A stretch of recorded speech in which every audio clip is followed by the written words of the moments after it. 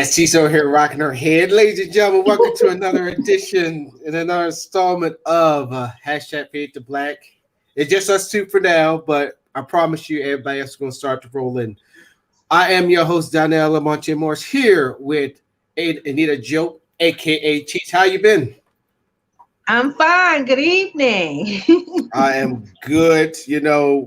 Like I was telling you earlier, this is not the first time we did a show together. So I said, let's go ahead and do it once everybody starts to file in, as we would say in the military. But a lot of things has been going on today. So today's topic that we're going to be talking about is the old generation versus the new. It's a lot of things that's been going on nowadays. And, you got some of the young folks saying that the old guard ain't working. But then the people back in the day are saying that some of the things that happened back in the day could work today. So we're going to go and break that down, see what works, what don't, and what we should be thinking about for the future. So let's get ready with the opening statements. Teach, you got first up bet. But before I do that, I would like to thank our sponsor for the first half, Cheddar Boy Popcorn. Once again, real Cheddar Boy Popcorn. As I have this strolling down at the bottom, please go in ahead, give yourself some nice popcorn, black owned here in Washington, the only black owned popcorn shop here in Washington, open in 5 stores. Enjoy all those 12 nice flavors. But let's get into the opening statements. Teach, you are up to bat.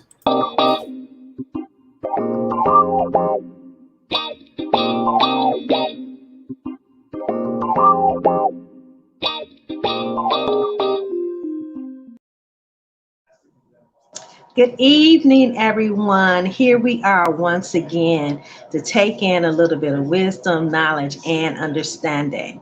My opening statement tonight is read and read, research, read, research, and read. And the reason why I said that is because of what's going on in our nation today. With the political scene, they're looking at every way possible to remove the current sitting president from his position. And it seems like different ways are stalling because of political parties pushing forth their agenda versus what is good for the nation. In that, something that I participate in at least 8 times a year, and it falls up under the category, you see, but you're blind. You see it and you don't see it. And ladies and gentlemen, that is the 14th Amendment.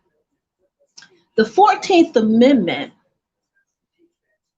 is the amendment that clearly states in our Constitution that if any person actively engages to incite insurrection against the standing government, they themselves can never hold public office. Now, we deal with the 14th Amendment in my American history class as well as my African American history class covering that particular time period. And the reason why that clause was put into the 14th Amendment is because we were dealing with the Civil War or the aftermath of the Civil War. And in order for the states that had ceded the Union and erected their own Union president, those states had to ratify the 14th Amendment in order to be rejoined to these United States of America. So as many times as I have read the 14th Amendment, there were 2 things that just didn't stick to me, or I read it and didn't see it, or it didn't make sense to me. I don't know how I missed it. But the second component The 14th Amendment, uh, they call the KKK law. Now, I'm very well read in the archives, research, everything, but that law just escaped me. And what the KKK law is, and that is just simply a slang type term, or actually it's a popular term, I'm coming to find out. It covers the Civil Rights Act of 1871, where basically they're dealing with protecting the rights of the citizens from the KKK.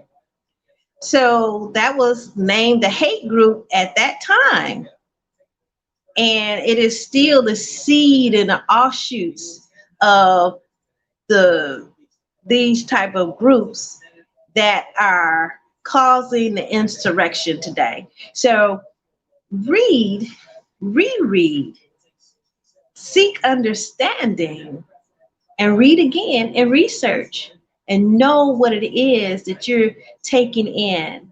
And I'm quite sure, as I have, many of you have taken a history class and you have to recite the 14th Amendment. Did you know that that clause was in there? Was it in the forefront of your mind, or was it back in the passages of forgotten memory? All right, that is my opening statement, and I yield the floor. I got you, Tisha. I got you. Now for me, my opening statement is this: we're living in a time where people don't want to believe what they want to see. Where lies is not only just entertaining, but they're becoming truths. You know, when you get into an argument with that one friend, you know, how to say pecan or pecan, who's the greatest team in the NFL, who's the greatest team in the NBA, who is the GOAT. But then when you look at society, you got people that have conservative views, liberal views, progressive views, libertarian views, and then you got people who just, whatever they feel, will be like, I agree with this today, and then tomorrow they're on to something else. But the biggest issue that we have in this country right now is that we have too many damn people. Listen to me. Too many damn people who is always saying all these, this is my opinion, and have no facts. Or people that say they dabble in the facts, knowing that facts changes. Nobody don't want to hear the truth anymore. That's saying it's true. The truth hurts. And we all have taken the truth the hard way, or we just didn't want to hear it. But guess what? We have to hear it because it's the truth. But people like to make up their own little fancy little world where they can tell themselves anything. They can tell themselves till they're blue in the face that it's not raining outside, but actually in reality it's a downpour. And when you have people that are like that, and then you have people in higher positions that feeds into it,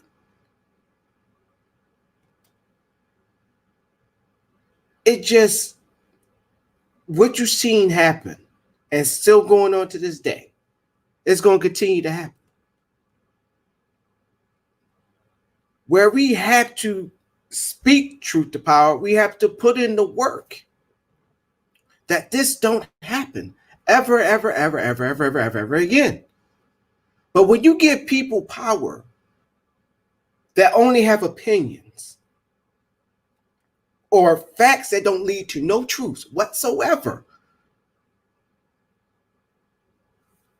we could continue to go through this cycle. We can continue to have lawlessness in the streets. We're going to continue to have what happened at the Capitol happen every single day. It's going to continue to keep on happening, where Black people keeps getting killed on the streets and police keep getting away with it. And turn a blind eye to it. But you see white folks who are in the same predicament don't even get roughhoused or have a gun put on them or any shots fired.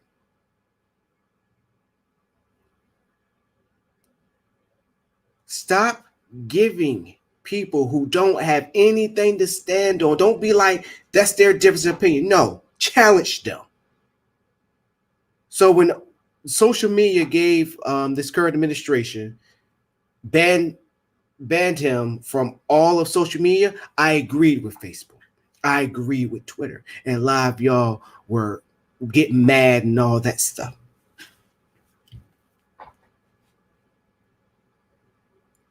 I agree with it.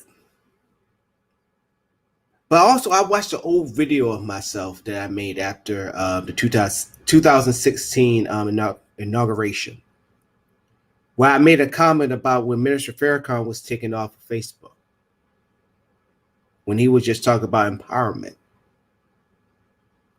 which made me come to grips and terms with what happened with this current administration. And I say this: Facebook, Twitter, or Instagram are privately run, privately owned companies. So while everybody's complaining, like I came on here and I complained about, ranted about Facebook flagging videos of this show, saying that I was using copyrighted material, which I actually won. And then also you heard about Beast Johnson going through it with Facebook about copyrighted music when it was his music. But I have to understand that Facebook and Twitter and Instagram are privately run companies. And they can do whatever the hell they want. That's for a whole nother final thought, but I just want to push that point out there. So, just like Facebook and Twitter and Instagram, you have to eliminate those people whose thoughts and opinions, if they want to call it that, or like I call it their statements, you need to get away from. If it's not to improve not only their lives for people that think like them, it also got to improve your life for you opposing that view. Because if they sitting here saying majority of what this crazy right wing is doing, and they don't get their way and they march onto the Capitol again, and knock on wood, let's say they get some couple senators, then what? Because you empowered their thoughts. You should always challenge somebody's opinion. You should always challenge them. Definitely they don't have nothing to stand on. You got QAnon out there that's marching to dumb stuff, don't have no basis, nothing to stand on. But we sit here and we turn a blind eye to that, or just say, oh no, that's just them. No. So stand in your truth. Like going back to what Cheat says, read, research, reread, research some more, read some more. But if you know somebody who's sitting there believing all these crazy conspiracies that has no basis, that has no merit, you hold their feet to the fire and you keep it there until they realize all the stuff that they're saying is BS. I could care less if facts don't like your feelings. Facts can change just like the seasons, but the truth never change. If you know for a fact what you're saying is true, well, I won't say if you know, that you know for a shadow of a doubt, with everything backing your claim, defend your truth. Don't listen to everybody sitting there saying, well, now people just ignore the truth. Well, make them recognize the truth. Make them recognize. Say, I got the proof, and you can't deny the proof. You keep the truth in their face. Because if we keep the truth to ourselves and just be like, you know what, and just accept what they think and knowing that it's toxic, what happened at the Capitol and what's been happening to us black folks is going to continue to happen. And I yield the floor. Mayo, you finally joined the show. Hey, what's up, brother? What's up, everybody? How y'all doing? Another good night, and we're gonna get a chance to get this thing going. I will start the show off with my, nothing super serious. Well, it's serious, but it's not nothing. I'm not admonishing anybody this time. It seems like I'm often a little harsh and some of our people when I see something I come on the show about. Tonight I want to um, just pay homage to some of the great people that we've had in our history on January 13th. You know, um, you know, it's just you have to think of how deep the history is for Black people that in 1911, 1913, in those years that we were starting organizations.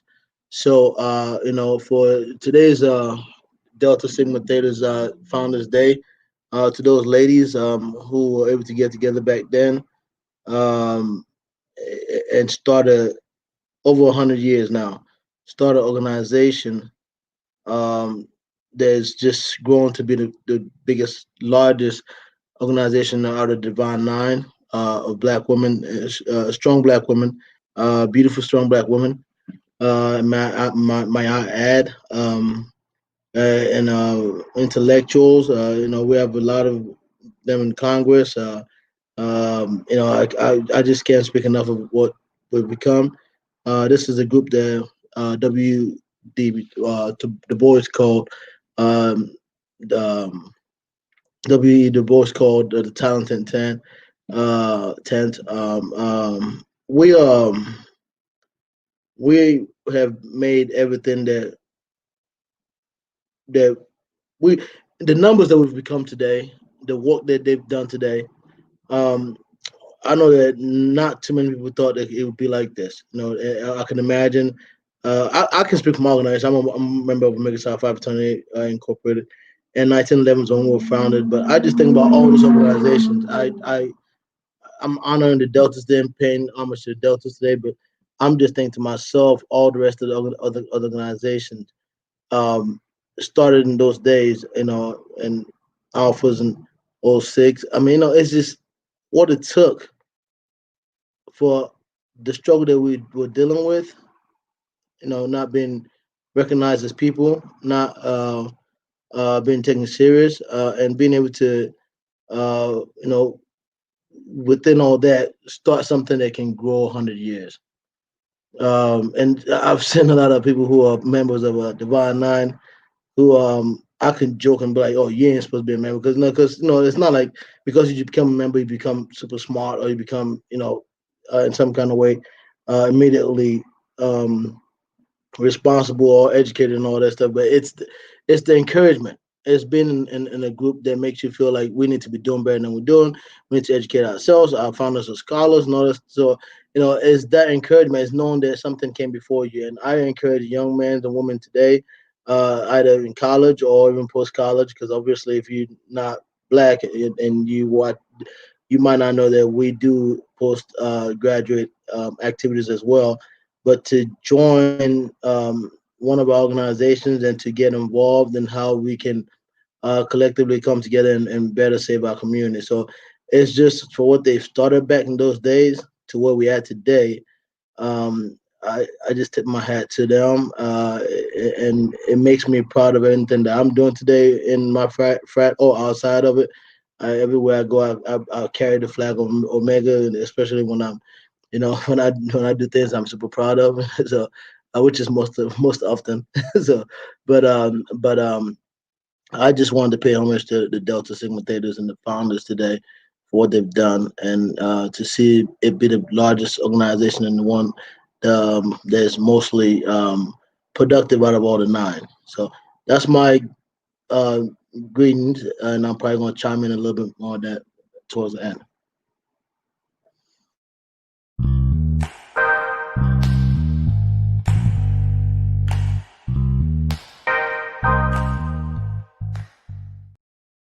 Well, ladies and gentlemen, let me go ahead. Hold up. First of all, let me fix this. Yeah, boy. Hold on, let me fix it again. Yeah, boy. Ladies and gentlemen, I had to go ahead and do a little move side by side and everything. Ladies and gentlemen, let me introduce you to Mayo. Y'all probably remember him from the past couple shows. So he came in. He's one of our late bloomers, but and y'all know Beast, he's gonna be a little late, so he's gonna be coming in as well. So let's go ahead and jump into it. So this episode, once again, is about the old generation versus the new generation.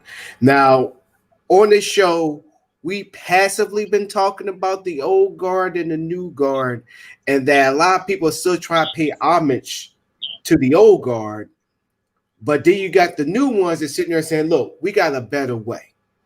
We got a better way to doing things. What worked then is not going to work now. But then if you think about it, this goes way back to even with civil rights. Because you got people who was against civil rights. It was like, look, if we do not bother the white folks and we just do what we need to do, we're good. But then you had the civil rights folks sit there saying like, no, hell no. We want integration. We barely getting anything. We're poor. We got no jobs. We barely got any representation of us in Congress or in local representatives around us to represent us. It's time for a change. So this is nothing new. So when you think about the old way versus the new way, what's the one thing that either one of you, first thing that pops in your head? Floor is open. Well, I want to strongly believe that our ancestors, our elders, laid a foundation. And without the foundation, you don't have anything. But I think that we can learn from the various periods what worked, what did not work. And as a tree grows and evolves, so does the collective. We continue to grow, we continue to evolve.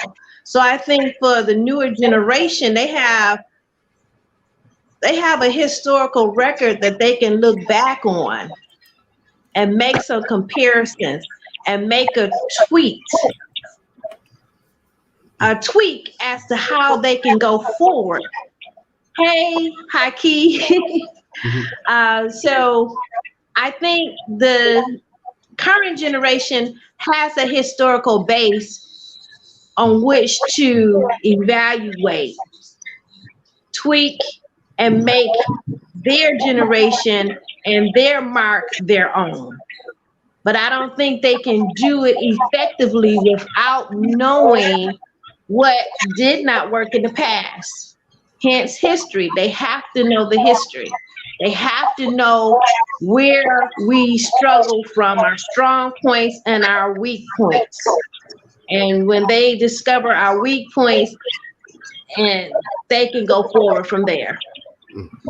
What about you, Mayo?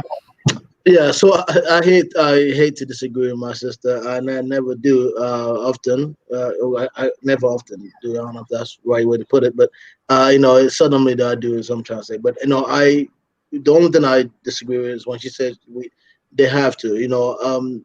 Obviously people don't have to. That's why they're not doing it right now, but they should. I think they ought to. I think I think that I'm an old head, so I think that I'll everything I do is like all old school.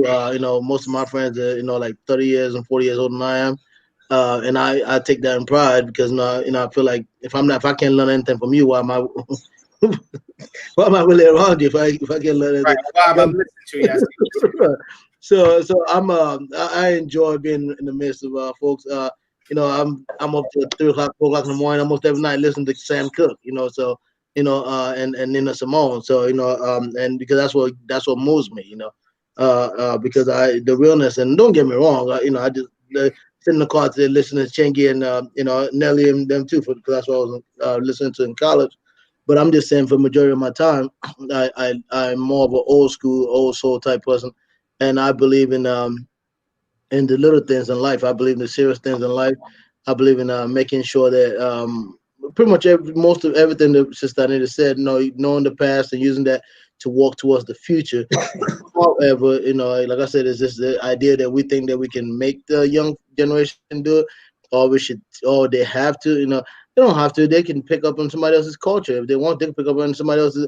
These things are not good. I'm just saying that that's the reality, and that's what it seems like we are at now, where it seems like the younger generation feel like I don't have to do this. I don't have to do anything, and they human wise, human race wise, they're right. They don't have to, but would it help them? Yes. If they know where to come from, they would know better on where they're going. I mean, I think this is from an African adage to, just the African American to American. We've always known that you have a better compass of where you're going if you know where you're coming from. So, and it goes well to part of my opening thing with the Deltas and everybody else. So they've laid the foundation down for us.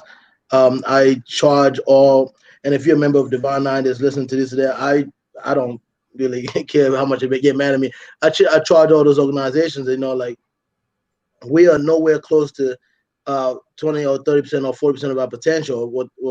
Even though I think the folks who founded us will probably be proud of us today to see what we're doing, because like somewhere along the way things went off the rail, I think, and people stop getting as productive as they could. But I'm saying that we need to get back on pace and think about what the challenges they had back then and how easy it is for us to be able to connect to Africa, to be able to do so many different things. I mean, all the things that we say we should be doing, those are the engines that we have that could get those things done right then. And this generation just seems to kind of like not really care, So maybe we have too many people from I don't want to say. I'm not going to speak for my sister Anita, but I'm not going to speak for the young generation. Is what I'm trying to get at. I'm the wrong spokesman. I'm the wrong spokesman for the young. All right, let me put on my devil's advocate hat. Let me go. There you go, the young generation advocate. All right, let me devil's advocate. So to basically put all what y'all was talking about all together. All right, let's say new generation. I want to see new generation. I put it like this. I'm gonna use like the Black scholars. I'm gonna use what's her name? The one that we were talking about teach. God dang it! The Black scholars that to help improvement of Black leaders. Anybody also in the chat that's watching right now, help me get some Black scholars. Like back in the day, that was actually trying to help. Frances Cress Welsland. Yeah, I couldn't even get her name out. I could see her face. So you got her. She had many books. She went on many book tours, and then also she went to colleges and she spoke about white supremacy and all that. So she made the famous quote of white supremacy is on both sides of the argument. During that time, Black folks and thank you so much, including Dr. John Clark. These scholars back in the day was explaining what was going on and what we should do. But me as the young generation would say if they were doing all these things, writing all these books, going on all these tours, and saying that we should be doing this, should be doing that, why are the same issues that resonate from there still happening today? Why should we use that as a foundation when it didn't work then? Why would you think it's going to work now? What would you say to that? I would say, one, to the average person, have they read Frances Cress Welsland? Or have they read Dr. John Henrik Clarke? Have they read W.E.B. Du Bois? Have they read Booker T. Washington? Have they read John Hope Franklin? And if I have this evidence, and I'll say to the generation 25 years old and younger that's living, if you ask them what is the NAACP, they can't even tell you what it is. Okay? And I have done this in my classroom. People who have graduated from high school in the second and third year of college have no clue as to who is Rosa Parks. At best, they may be able to tell you Martin Luther King, maybe, but they cannot tell you in any intelligent format who Rosa Parks was.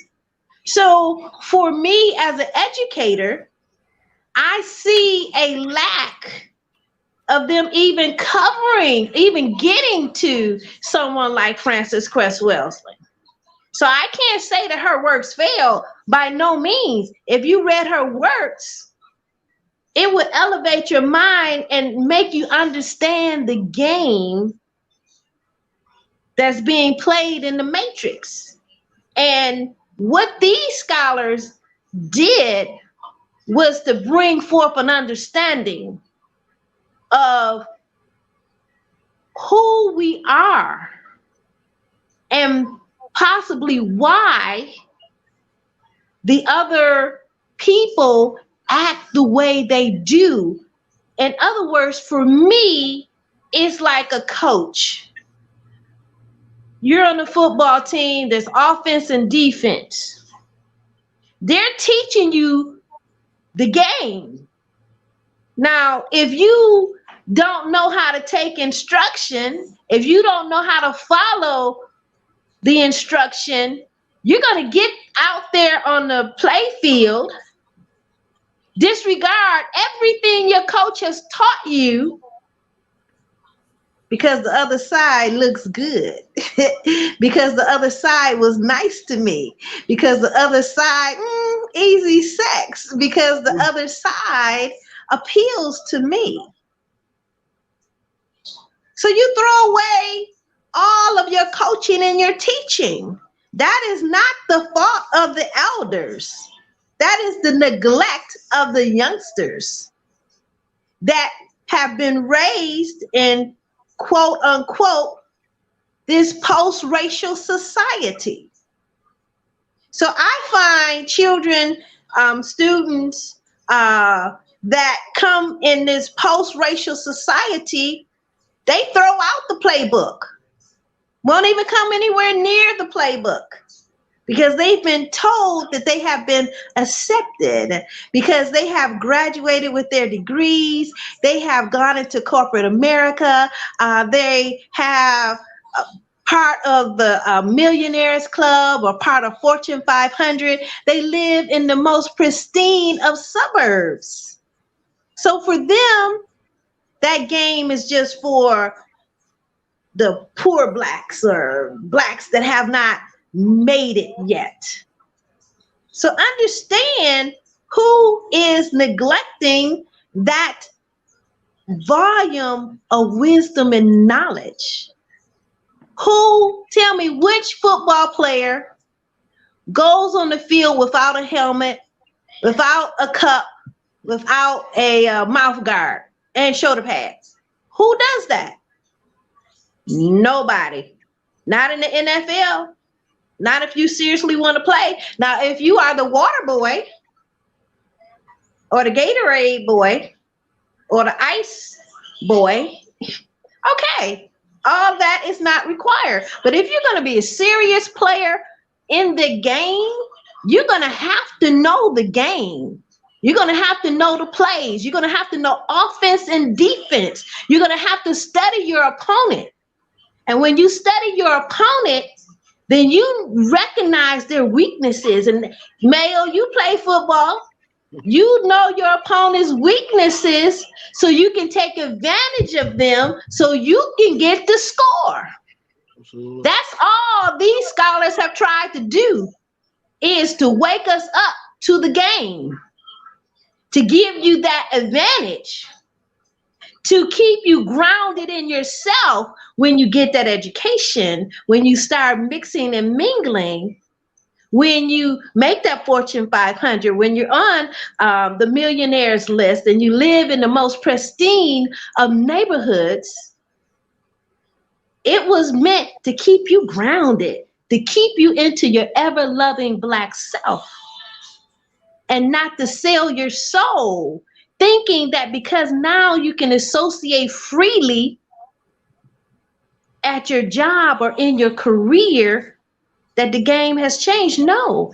And I have this evidence, my own personal evidence. When I went to the South to teach,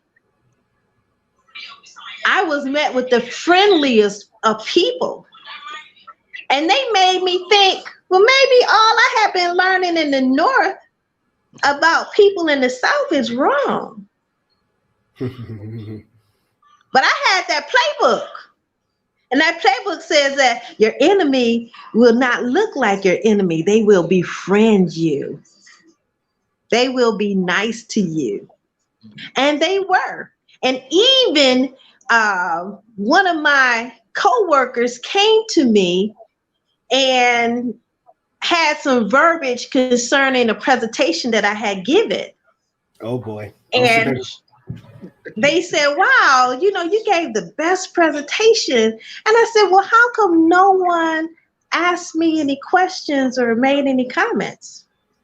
He said, because no one wanted to leave work and have their tires slashed. So they're on code at all given times. Wow. Just to say good speech, or we enjoyed the information that you shared with us. They know their own kind. They know what they're capable of doing. So even a leopard never changes spots. That's the best way I can put it. A leopard never changes spots. And that's what Dr. Cress Wellesley was trying to say. So for the young generation that think that they, the old people failed, no, if you look at it from the beginning, when we were in Africa, we were kings and queens, princes and princesses. We had our own language. We had our own culture. We had our own autonomy. We were independent. When the slave trade took place in that Middle Passage, all of that was washed away. We were unbaptized, as it were. And when we landed on American soil, we became bucks, coons, mammies, niggas, nigras, okay? And the tragic mulatto.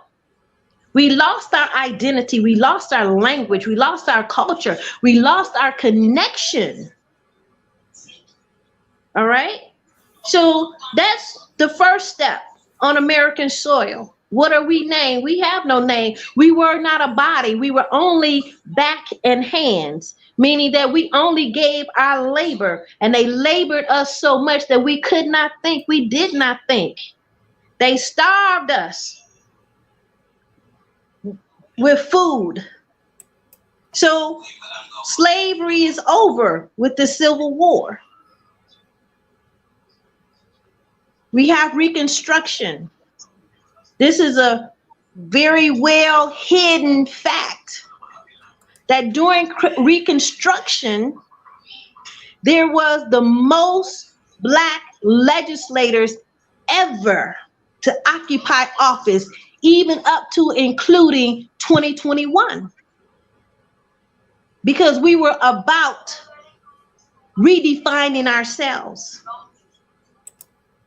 From the Reconstruction period, we go into the Harlem Renaissance. And through the arts and culture, through Allen Locke and Sterling Brown, they put together a call to the Black community to define who and what Black people are. And that's when we came up with the new Negro. All right? We became the new Negro. They want to know, who is the new Negro? How does he function? How does he view himself? How does he relate to the outside world? They broke it down to the point that the new Negro would have these things in his house: a clock on the wall, a piano in the parlor. Okay? He would be educated. He would have a wife. and he would bring forth his next generation in terms of his children. From the New Negro movement, then we went into the Civil Rights movement. And I even have relatives that you cannot call them a Negro. My own grandfather said that he was an Indian because he was high yellow and had what they call nice hair. And he declared himself to be an Indian because at that point it was so heinous to be a black person in America that they refused the term Negro. They refused the term. They refused the term African because African was anything dark, dirty, and ugly. So we went through a series of changing our names. Then you come into the 90s. I mean, not the 90s, but the 70s. And the Black Power movement. And we renamed ourselves the Afro-Americans. And we rocked with that for a while until we realized, Afro is just a hairstyle. And then we came into the 90s where they said, okay, African American. And from there, it became Africans born in America. And now with the DNA test that was created by a black scientist, now we're able to relocate or locate where we once came, and we're claiming our ethnic heritage. We are returning back to being Igbos, Dinshira, Brum, Ashanti, Hausa, Xhosa, okay? So over the dispensation of time, as we have evolved, we have renamed ourselves because as a collective, we have come into a new awareness, an awareness that generation, just 100 years ago, they would not have said I was from Ghana because they hated being associated with anything black. In Virginia, your home state, I don't know how it is now, but I know at least 20 years ago, the culture was you want to marry light or marry white if you were a black woman. Because I lived there for a few months and I was, woo, what? It's a real thing. So your self-image. So Francis Cress Welsing, John Hope Franklin, Dr. Henry Clark, Ben Jackman, and on. These people were only trying to raise the level of consciousness to give you a playbook of life. So as a black person, as you navigate the waters and navigate life, you have a solid foundation, not a fake foundation of the friends that smile in your face and invite you over to dinner, and you go golfing and you go play racquetball. And all along they're sitting, looking at you, evaluating you, looking for your weakness. And you feel that you all are just such good friends because you didn't think that you could be friends. And wow, something at the White House happens and it's like, oh, he really is not my true bosom buddy friend, huh? You mean all these years, 25 years as friends, and you choose to stick with your own? Then who am I to try to stick with you? Why do I feel necessary to turn my back on or disassociate myself with my own kind? Why do I feel that I must denigrate those others? Why do I feel appreciated when they say, oh, you're not like the others? And you pat yourself on the back because you have a false sense of inclusion. And see, if anybody get what I'm doing, there's a thing called Get Out. Everybody head toward the light, ladies. Head toward the light, y'all. You know the woman, she had that little teacup and she had that spoon, she kept going around and made that noise.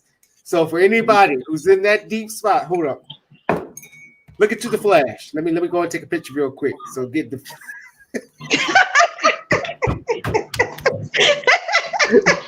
Okay, everybody, look at the camera.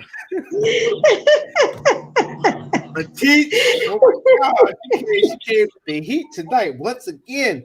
Mel, do you have anything to add on to it?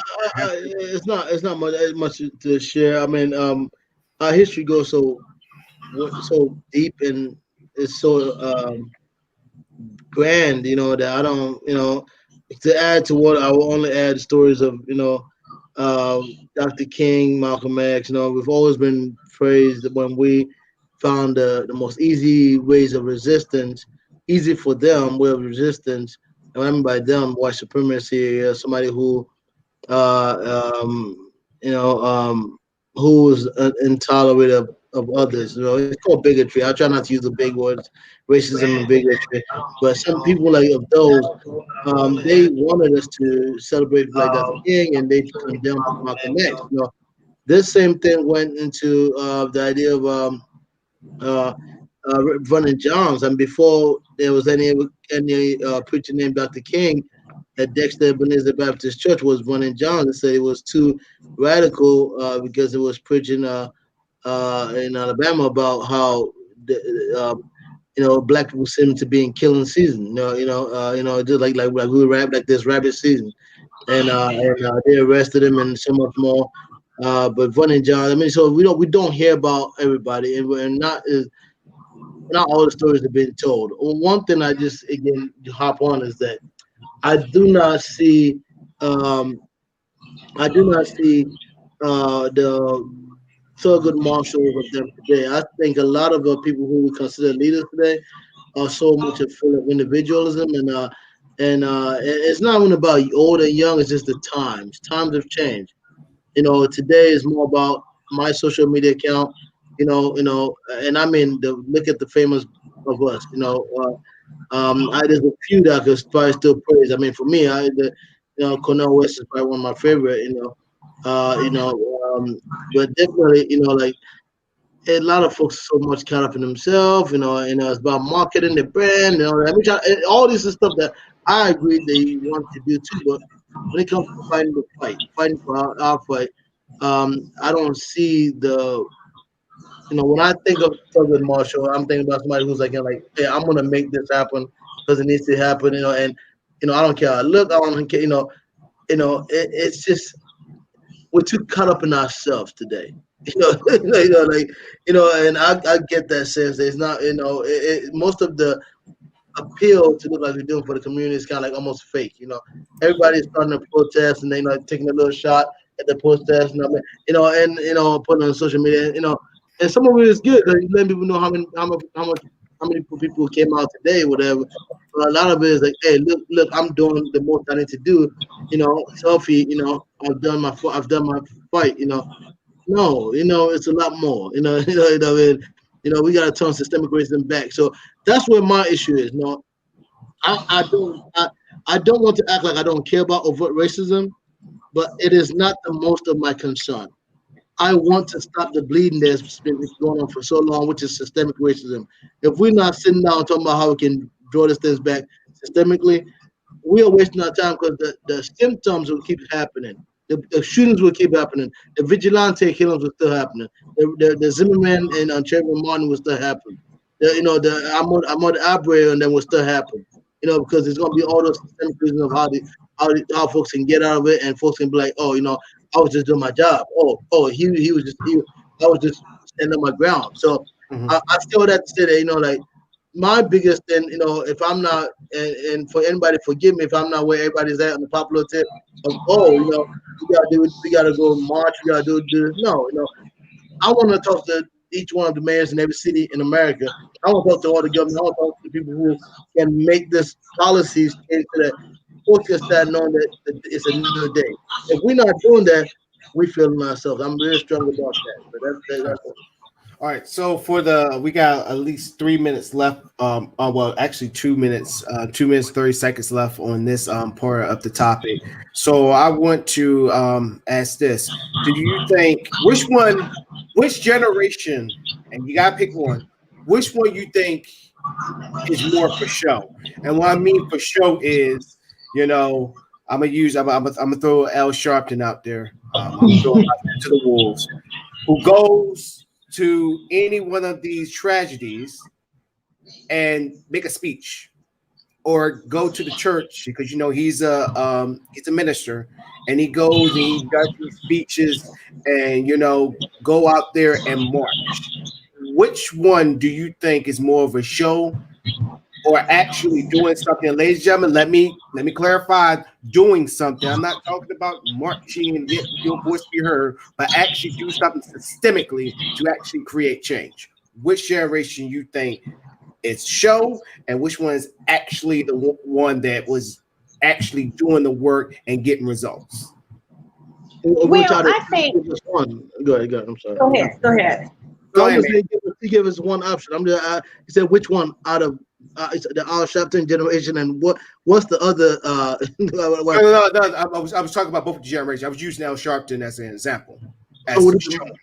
Would it be part of this generation or the old generation? I think he's stuck in the middle. He's been around for a long time, and that's okay. I just answered it. Some of them been around for so long. Somebody said laugh aloud. Yeah, some of them been around for so long. I ask, who is Al Sharpton? Who has he groomed? If he was trying to really do this for the cause, for the culture, who has he groomed? Who have they groomed? If they've not groomed anybody, that if you want to tell if they're on that side where they're making a difference, or they're on the side where they're doing for themselves, who have they groomed? When have they worked in the room with young men and women behind them, like, we are gonna go do this so y'all can learn how to fight this battle? If they're not doing that, for most often I look at it as like it's all about you. And that's not the only indicator, but I have my own indicators out, and I'm not calling out for the Sharpton. You did, brother. So all the Al Sharpton fans out there, they're gonna come after you. But I really believe that we have to speak truth to power. So it's not, I kid about who's calling them out or not. But who have they groomed? Where is the body of work where he said, like, even when President Obama got in office, they called out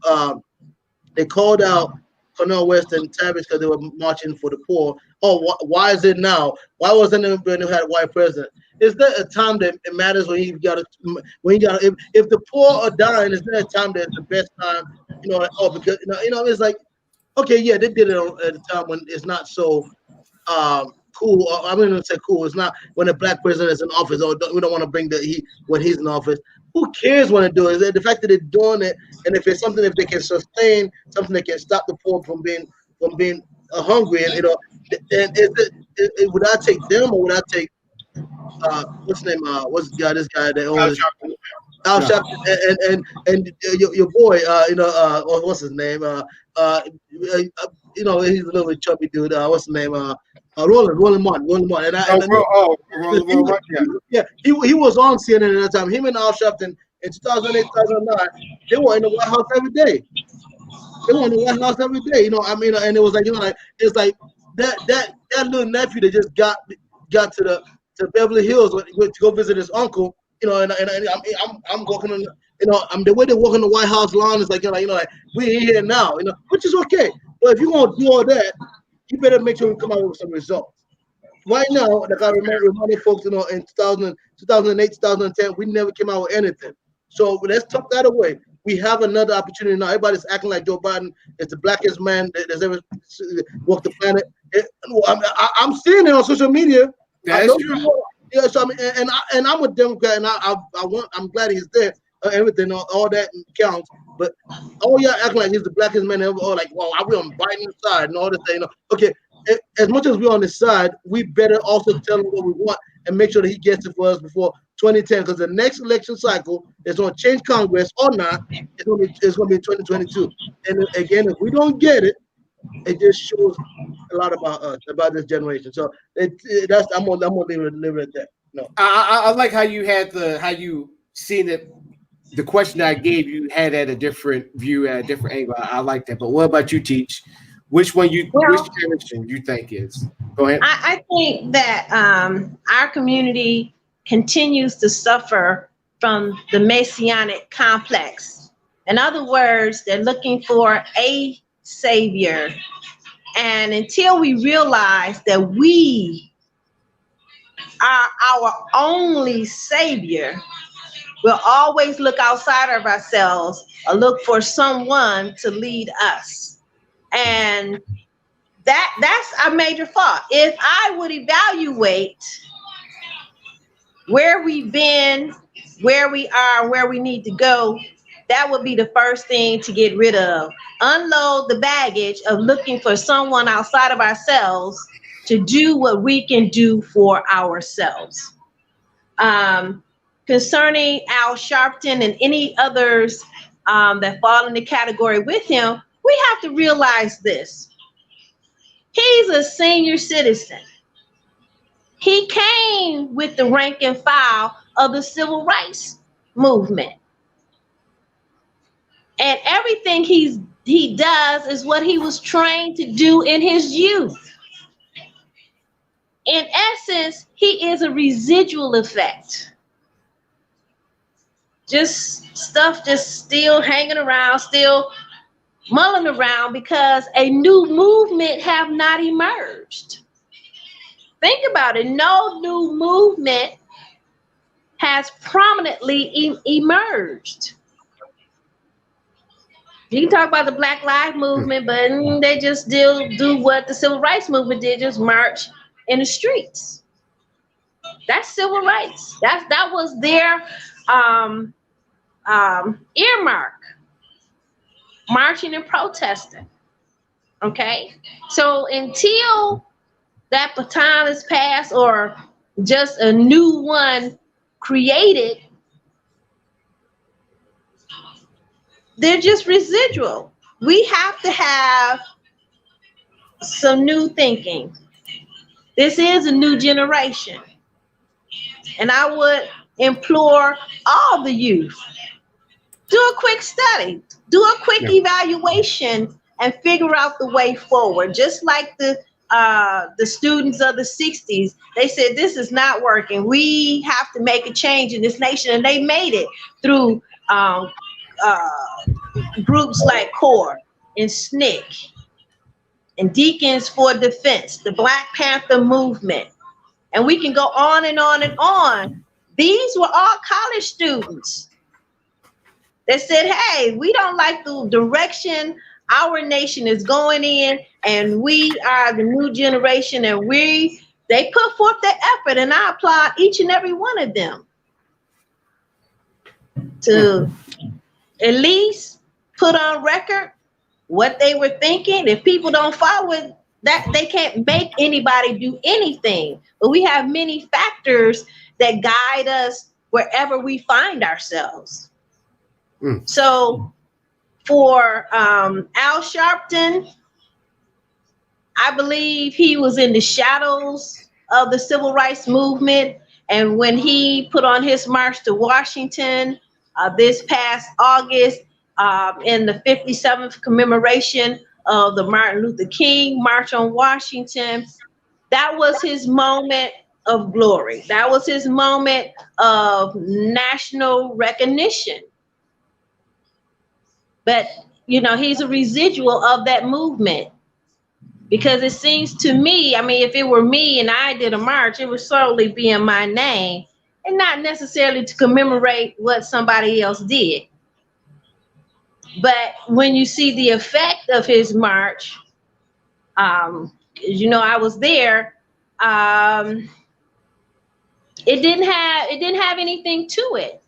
And that's when I said, and I've said it several times on this podcast, that we as a people, we are not ready. When you go thinking you're going to have some serious dialogue or attempt at some serious dialogue, and all you get is words that sound good and people jump up in the aisle, you know, like they had the Holy Ghost, we're not ready. Because no plan was given. Everybody, or those that caught that way, they felt good. But me, I was like, no, I wasted my time coming here. Go ahead, step in mail real quick so we can go to the because we just missed the top of the hour. But go ahead real quick. I know you talked about generations, and one thing I can always say is I'm always part of the '70s generation. I mean, looking back, I mean '60s, of course, Dr. King, Malcolm X, Rosa Parks, and those are the ones that we know, and Medgar Evers, but and so many unknown names. Just to make sure I mentioned that. But in the '70s, and Huey and the rest of them, it seemed like they had that mindset that, they're not. It's hard to call people in the '70s sellout. I mean, I've heard somebody recently call Dr. King that whenever he got to, pretty much that they knew that he was not going to do so much. That's more why they pushed him out there. I mean, and I don't want to get into that because that tears people's hearts sometimes because we get romantic about this figures, and we don't want to hear. Hey, that's why we got the show. Well, I got you, but yeah, there's a reason why they didn't talk about Malcolm and his trip to the OAU. There's a reason why nobody talks about him. There's a reason why nobody praises the work that Malcolm did. And when I said nobody, I'm talking about the American media, the American elites. There's this reason why nobody puts lights on that because they don't want you to be as effective. They don't want you to be, as responsive, So I mean, so when you think about it, the '70s, is probably the best out of the. If I had to grade one over the other in sense of error, because I think that was one of the questions. I would like to kind of go back to the question and maybe give an answer. But what mattered to me most was what we're doing right now today. Because I know to me this generation is probably the one that I see as most pitiful. Because we march, we do all the social media stuff, but I don't see the collectiveness. And even with Al Sharpton's organization and brother Jesse Jackson's organization, Rainbow Push, the two things I'm asking is where the collaboration at? I don't see them collaborating on any efforts at all. All the organizations, the Divine Nine, can you imagine if they're all collaborating on something? Urban League, NAACP, can you imagine if they collaborate on something? One, two, do they have a succession plan?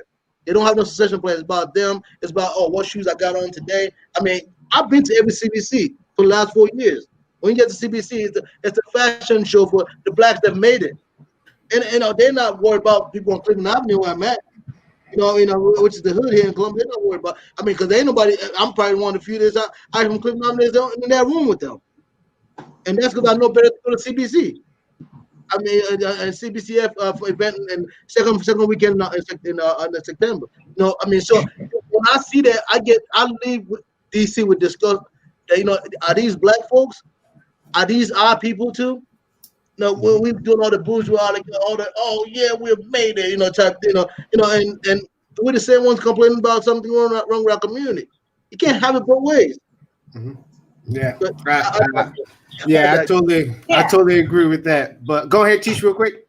Yeah, and you classically describe that messianic complex where a man builds a foundation, builds followers for himself, for his namesake, and yet there's no collaboration with organizations like the NOI, the Al Sharpton's group, Rainbow Push, Jesse Jackson, and all of these big mega mall preachers. I feel that if they collaborated in terms of buying land, they can build factories. On January the 1st, the African Union announced the AFTA trade agreement, the Inter-African Global Trade Agreement. And I've talked about this a few times. Even at Kindle, I believe, he speaks of it. We had a conversation about it. If Africa does produce its raw ingredients. If these black organizations here in America and South America would buy land, put up some factories to process the raw ingredients from Africa, we can build a bonding network for us. What we're witnessing in America is the fall of this empire. Mm-hmm. Mhm. At the beginning of this pandemic, there was 26 million people out of work. Now they claim it's 17 million. But and that's a lot of people. And if the economy doesn't turn around, a lot of more people are going to be out of work. So where does that leave us? Depending on them. But we have people, we have organizations that have immense resources that if they collaborated, they can begin to open up manufacturing plants. Think of the slogan, grown by Black, processed by Black. Mm-hmm. From one continent to the other. That'll give the African growers money in their pocket for their economy, and then we can economize ourselves. And I often talk about, and I often mention this for consideration. W.E.B. Du Bois always talked about a closed society. And what evidence do we have in our current time of a successful closed society? People that's not afraid to have their own autonomy and their self-identity. Well, ladies and gentlemen, that will fall up under the Amish. Oh my God, the Amish people or different groups like them. They function behind closed doors. They make that Amish chicken, Amish cheese, all types of Amish products that America buys. So they go into wherever they live and they produce these products for the world. And they rank themselves, their Amish chicken is just as good or better than the Tyson chicken, which is number one. So if we had a closed society where we produce products that the world would buy, we would develop our own economy inside. Do you think that the Amish people are poor people? They may only wear their uniform, okay? But what are they doing with all the money they're selling with those Amish chickens, cheese, and eggs, and whatever have you? They're doing something with it we don't know, because what? It's a closed society. They mind their business and they keep us out. Mm-hmm. Okay. And with that, too, I'm gonna go ahead and hold on that thought, because I'm supposed to do an advertisement for us, for you to help our show to grow, to help us to, my goal with this show is for us to do interviews with people on the streets, have our shows remote, have it in special areas, and then also to make it a better experience for you, the audience. So for that to happen, donations is needed. So start with $3 donations. And so let me go ahead and put that out there. If you love this show, anything else. Now, we don't want you to give us your life savings. We don't want that to happen. So let me go ahead and push that narrative. But every dollar counts. And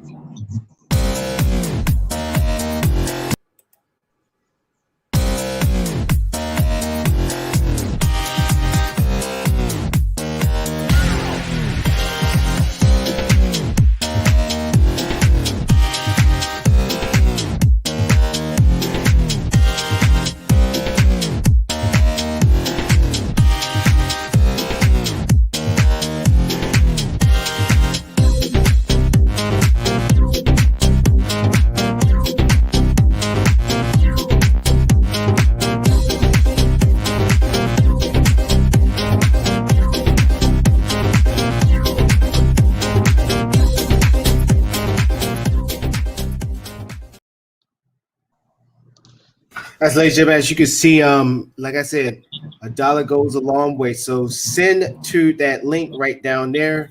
Donate to #Fade to Black to keep the show going, so we can expand, become better equipment, and then also to have special guests on the show and have the show remote and all that stuff.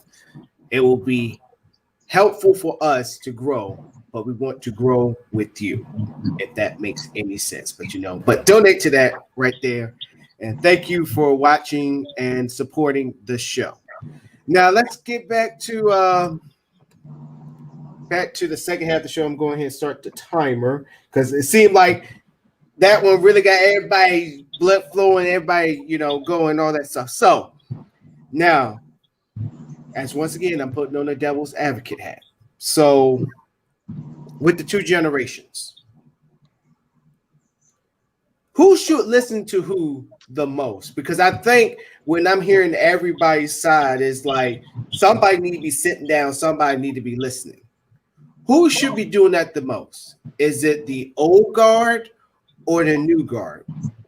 In hindsight, when you hear that, you would think more of the new guard need to sit down and listen. But then also I see some things, some flaws with the old guard that didn't work, that the new guard is seeing that, hey, we can do that better, or we doing that better. So with that being said, who should listen to who? So I'm gonna take this real quick. Okay, go ahead. All right. So when we talk about listening, most of the time, somebody got to be talking for somebody to be listening, right? That we've always known that in life, that somebody has to be talking for somebody to be listening. What I'm saying is that I am done with us talking. I want us to start taking action. I want us to start following. I want to start following and following towards it. This is one of the things that I left the 2016 Democratic National Convention, and I was a delegate out of Ohio, and that was my first time ever been in a DNC, and my life never was the same again, because I realized the power that the media and the corporations have on Americans and how they change our mind. And I'm not going to go into stories of so many things that happened. That it was from then. Those are my defining moments in my life. That I just know that most of what we do is stuff that they're operating us to do. We need leaders that know this, to step out of their selfish shells and stop getting paid off. Some of them, they've made enough money to stop getting paid and come out and start leading. Like Sister Anita talked about right now, economical opportunities in the Africans of there, in the Caribbeans and the Indian, and the Asians. There's economic opportunities. You got in Africa today. You got Chinatown. We got India Town. And where are we at? And we are struggling trying to sell, dope and all that stuff. We're getting locked up and all that stuff. Selling out when other people are selling the same dope and making money, making a career out of it. I'm saying that, if we know that it's so hard, I'm not prescribing that everybody has to go back to Africa. And not that it should be something that scares everybody else, because there's a stigma on that because of, you support Garveyism, that means you want everybody to go back. Anybody told you gotta sell your house, you still got your United States passport. You can come back whenever you want to. When people are out there making money and you are so afraid because you've allowed your people to be stigmatized. So can you imagine if all Shopton, and Jesse said, and one of the brothers I like today is Eddie Glaude, him and Cornel West. I listen to those brothers, and they are professors. They don't want to hide it. They told what we should be doing. Now, I want them to lead, and maybe they can start that movement so we can follow them. But we have enough people talking, and we don't have enough people doing. That's one of the things that I see. And the folks who are talking most of the time, are often folks, the ones who are being listened to or who have been heard are the ones that are being paid on MSNBC or CNN. And on the other side is Fox, of course. But, and I'm tired of this because they pay. When I left, and I'm about to wrap up with this. When I left the DNC, I googled one of these people that look at Dana Bash, all these folks on CNN. Google how much they make. They make ball players money. You think they're paying them just that money because they're just telling the news? You think that if they're making millions of dollars, a year, you think that they're not? I trust me, like when I saw the setup and all the things, and walking by the press and them talk to each other about what the message today is. We gotta get out of that. We gotta get on the place where we start to think outside that. And like right now, all this stuff going on, all they're talking about is Trump impeachment. Somebody who is done. The next 2 years, they're gonna trick us and let us think that what the topic is how to impeach Trump. Nobody tried to impeach Bush when he fought a war in Iraq and killed so many people for a war that was fake, a WMD that was not there. Nobody tried to impeach. Obama let him go, and then we moved up. Nobody. So why y'all, the guy that's gone? Why y'all focusing on him and opposed to focusing on the next 2 years, getting black folks money in their pockets so they can start their own business. They can get better jobs, feed their families. Why are we not focused on progressive things? Why are we not focused on Medicare for all so everybody has everybody has health care? Why are we not focused on education? Why are we not focused on all that? But they got the country riled up. And watch CNN, watch MSNBC, watch what they're talking about. If it's not the next 2 years, how we're going to impeach him and all that. Someone who's gone, who's probably going to go, and these are people that were friends. Look at all the pictures Trump had before he ran for office. He was friends with Dick Durbin and all them, all the senators, all the U.S. senators. He was giving them money. So you want me to start fighting one for over another? Now, rich people don't fight. You want me to go fight for rich people that in D.C.? Are you serious? But that's what they got us doing. Look at everybody's social media. And so I digress. I keep happening on that. What are we gonna do from here on is action. I don't want to hear nobody talk no more. We know that black folks would have been arrested if before they got to the Capitol. We know all these things. We know we're getting shot on the street. Do I need Joe Biden to tell me that the black men are being killed on the street? I'm the one that get in the car and I better turn my music down when I see a cop in the car in the front. I mean, he ain't got nobody related to him got to do that. He ain't got to tell me to know that's America. The question is, what is the action that we're taking to stop that? If there's no action, I'm done. I'm done here to talk. That's just where I'm at with it.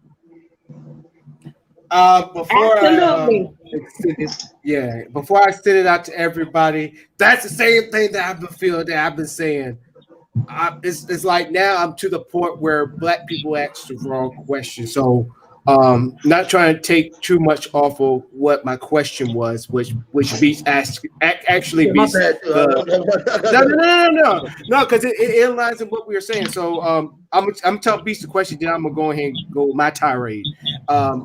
Beast, the question was who should be doing more of the listening, the old guard or the new guard? So I'm gonna let you ponder on your response.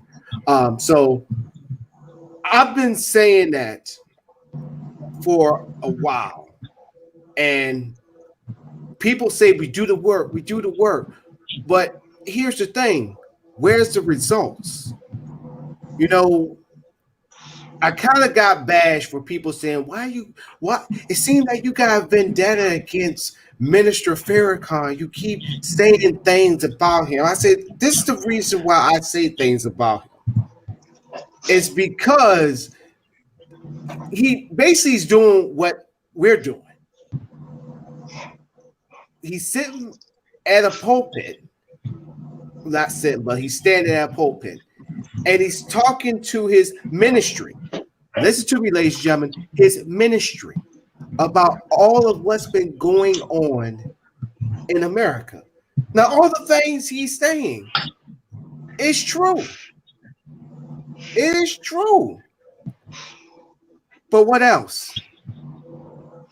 I say he's no different than Al Sharpton, because he was around that same time when Al Sharpton was going up.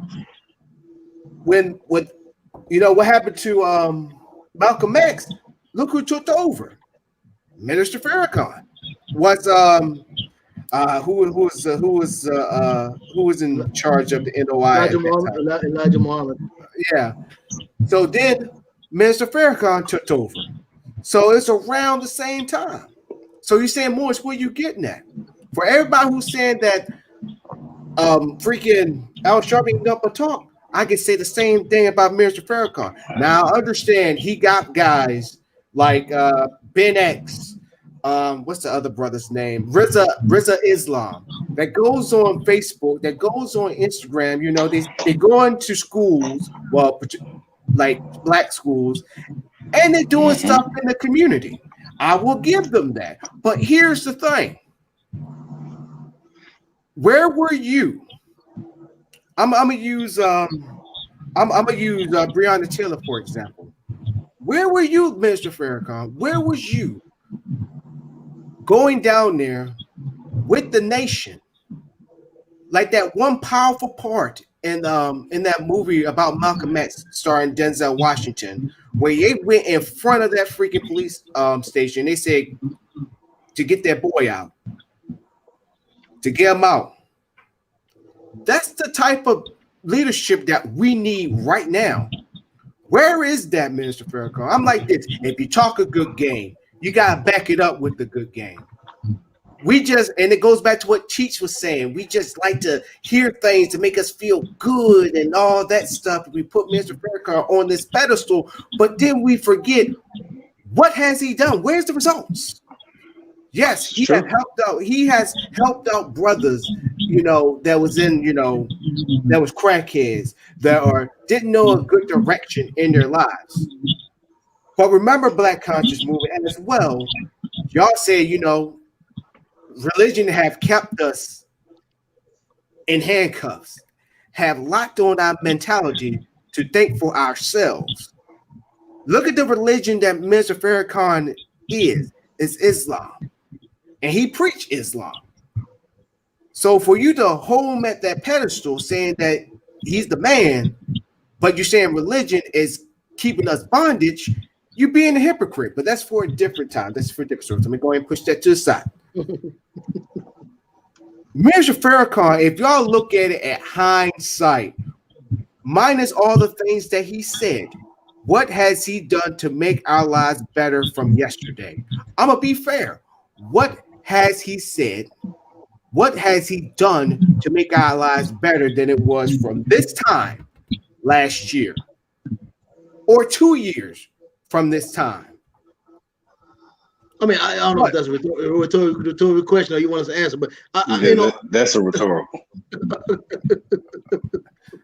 I mean, what has he done to make us go to sleep better at night? Or anybody of that factor that matter that we hold in high regards? Because if we're going to get at Al Sharpton for pimping and hustling his way up to the top with no results from us, like what you said, Mayo, earlier in the show, you can walk freely in the White House, but you never come out with anything for us. Mr. Farrakhan, I have to give that same thing credo to you. You go up on TV or you go on Facebook because you got banned. You give what he did, the July 4th speech that every hustler was watching. But what did we get from it? What did it stop killings, police brutality? No. Did it stop politicians from passing laws that goes against us every time? Nope. Has it stopped any of the issues of us not getting paid the same amount as our counterpart or help the wealth gap? Nope.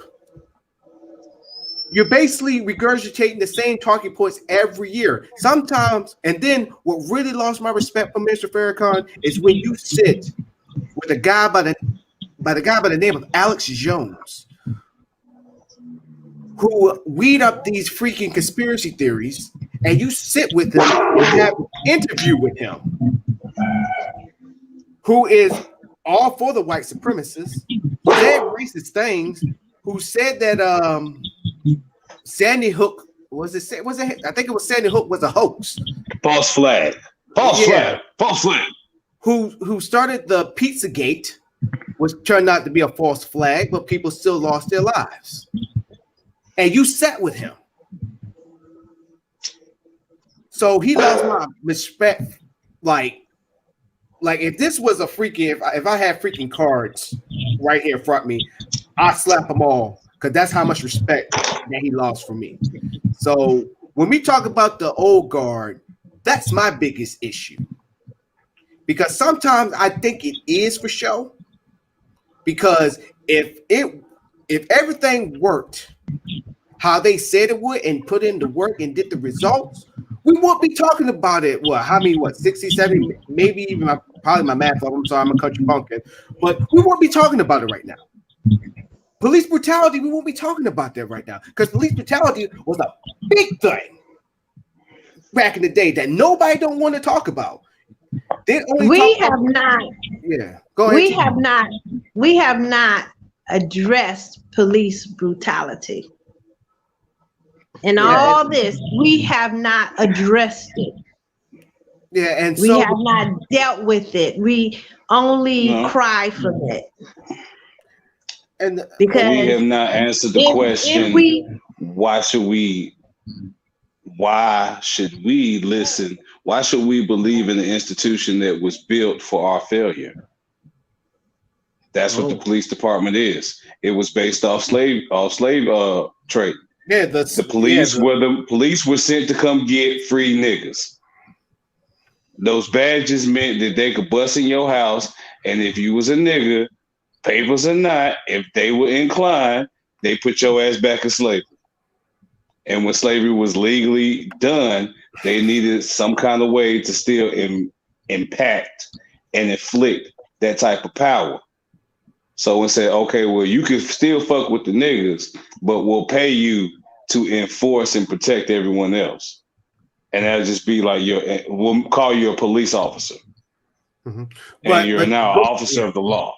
Yeah. But going back to what you were saying, Cheech, I know you did that back in the day they cried for. I get that point. But police brutality was happening back in the day. They're just saying they're talking about it, and it's still prevalent to this day now. I mean, they're talking about it, but they have not dealt with it. When I say dealt with it, this is what I mean.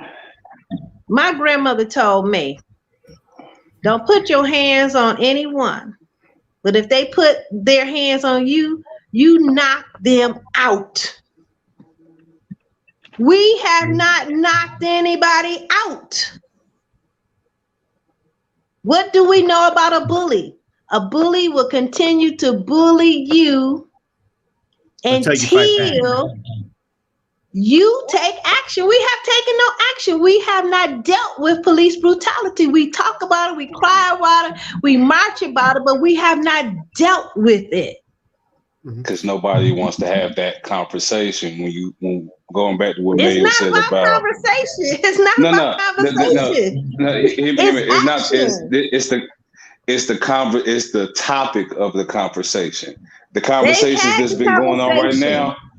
But yes, I'm saying the conversation. Everybody's been talking, but they haven't been talking about solutions. They haven't been talking about functionality. Okay, they just been expressing passion. They haven't been talking about what can we do right now. How can we stop it? What moves can we make? How can we, in our everyday life, move in a manner that lessens that stress and that paranoia to the point where it's non-existent? I'll say it again. When that day and time comes, there will be no words uttered. And that's why I was about to say there will be no words uttered that people will take action. Because I think because they've talked ad nauseum. Right. But the point I wanted to make about the Breonna Taylor case, they did make a little bit of headway. Wrapped into her settlement were new laws to be established concerning the police force. So there's things that's going on. It may only count for that one particular police force. Will it be effective? We don't know. We'll have to wait and see. But I still stand at this place. Even with that, with Breonna Taylor and the modification of the laws concerning the police force, we as a collective have not dealt with the issue. So I want go ahead, Mayo. Real quick. So I'm gonna jump in, and y'all might as well call Mayo the king of pushback in the head. I'm always trying. I'll be having all the little pushback. I don't think y'all say. Out of everything that you guys say, I agree wholeheartedly with a lot of it. But I'm just always finding like the little things. Like one, I'm gonna push back a little bit with the what's it called Frank. Your guy. You know what I mean? I think that you're right. I don't think any of them have done anything enough to out of the things that we are saying that why they're not calling each other and having this consortium of black leaders and find out how to take action, not only find a solution, but take action on the solution. Why have they not been able to do that? They're educated, they're powerful, they have all the, so that's one crime that I think fits. Like, like if I was the judge guilty, I'll say they're guilty on that. The one thing I would say though is that as much as I'm not a brother of Nation of Islam, that I have the utmost respect for them. Out of all the organizations that we have, I think that within the organization, as much as I have some I have some, I don't know what goes on in it as much, but I have some. I'm very skeptical about some of the things that I see goes on and why they're so strong. And again, I didn't say this, but I've heard people say. Somebody told me before, probably because they walked with the feds on getting Malcolm, they probably get up, because they're so. The reason why I'm trying to get at is that they're so strong together. They work together. If they can, what they can put together, if they can, I don't know, maybe share some of that with everybody else so we can all be together. And it's not so what kills us is individualism. I mean, everybody's doing their own thing, their own silo. Because I see it, as disciplined as they are, they got their own little business within the business. It's almost like the black Amish. That's what I live. That's why when I see the Nation of Islam, brothers dedicated enough to sell newspapers, like that, that I'm not reading. You stand on the middle of the street, handing out this and knowing that, that's dedication, that's discipline, all that kind of stuff. And to me, there's something that I see out of that, and I won't give all the credit to Farrakhan, because it was passed down to him, which brings us to my next good point, or something I like about them. The thing I cautioned us about earlier, they do it. They have a succession plan. They pass stuff down to, out of everybody else, maybe the pastors, maybe they have a way to pick their next pastors, whatever. But, nothing is like the way they do that. They make sure you're ready by the time they pass it down. So that's what I find the good things out of what I see in them. They're more disciplined than another group. And the thing about any black group we have in America, who's more as disciplined as the Nation of Islam? Who's as dedicated as them? Who passes stuff down as much as them? The problem I have is that the number one crime that we've all put on them, the fact that when you look at what they're doing, how effective is it on our own collective? I don't think that is that effective. And the second thing is that they've not been able to call everybody together and do something together to be effective. So, but outside that, I think that I'll give them credit, and I ain't gonna lie. Personally, I'm still holding grudges about Malcolm, because I think that they had something to do with it. Of course, for the neighbors. And it's hard for me to know that I have a friend of mine who lives in New Jersey, and we talk quite often. There's an older friend of mine. He had to, my frat brother went to school in 78. So he gets mad at me because every time I tell him, I say, I ain't coming to visit you. I ain't gonna have him to kill me out there. And brothers and sisters know what happened, and they be like, oh, I don't know what happened. So I don't know how you can say you love Malcolm, like the documentary stuff. I don't know how you can say you do, and you can say that. Well, I know who killed him, but we just want to leave that in the past. That's cool. Right. Yeah, that's cool. And there's something within that bothers me. That that's part of the problem we have. There's so much of a parallel. There's so much of a parallel between that and the next young man that's on the street that kills somebody, and they cover it up and they don't tell nobody, and he goes to kill somebody else. There's so much of a parallel between that, because if we can let the killers of Malcolm go and punish somebody else, another black man, 2 or 3 black men, knowing that they didn't do it, but you let the killers go for so many years. If you can do that, that's deep. And you want to tell me that you love our community, right? But see, and nobody's not going to question that, and nobody's going to say that, because when they hold you in a high regard, it's like that auntie. It's like that, They go back to the conversation point I made earlier. Right. It's the topics. Everybody is passion versus progress.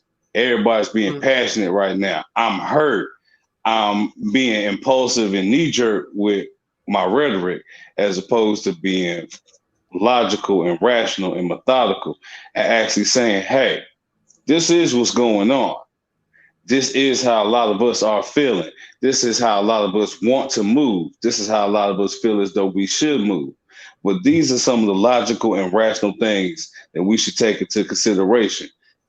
And if we're going to move, the most logical or the most sensible way to move unitedly is in this fashion or somewhere along these lines. But we need to make sure that as we move forward, we're moving in a place of progressive thought, not passionate mindset. Right, and we shouldn't hold people in high regards to the point of where, when we find a flaw, you shouldn't be coming at them. You should be doing more of like listening, like, okay, explain your side, explain your point. And that's a big issue that we have in the Black community, that we hold people. And I'm at fault at it. I'm not sitting there calling out for y'all knowing that I don't do it. So we all at fault that. But I think people do it to the point. It's like that preacher. I'm gonna bring it to the church. I was just about to go there. Like I remember when I was I say preteen, and I was going to Sunday school, and I'm sitting there hearing about the preacher. Oh, he cheated on his wife, and you hear the gossip and all that stuff, but then you got people who don't believe it. Like, no, you just lying, girl, you lying. And then all of a sudden you just sit down, and next thing you know, the preacher just admits, you know, I let me spill my sins out in front of the congregation. I'm paraphrasing what he said to the congregation, and I just want to let everybody know that, you know, I slept with my wife. I love you. I love you, and you,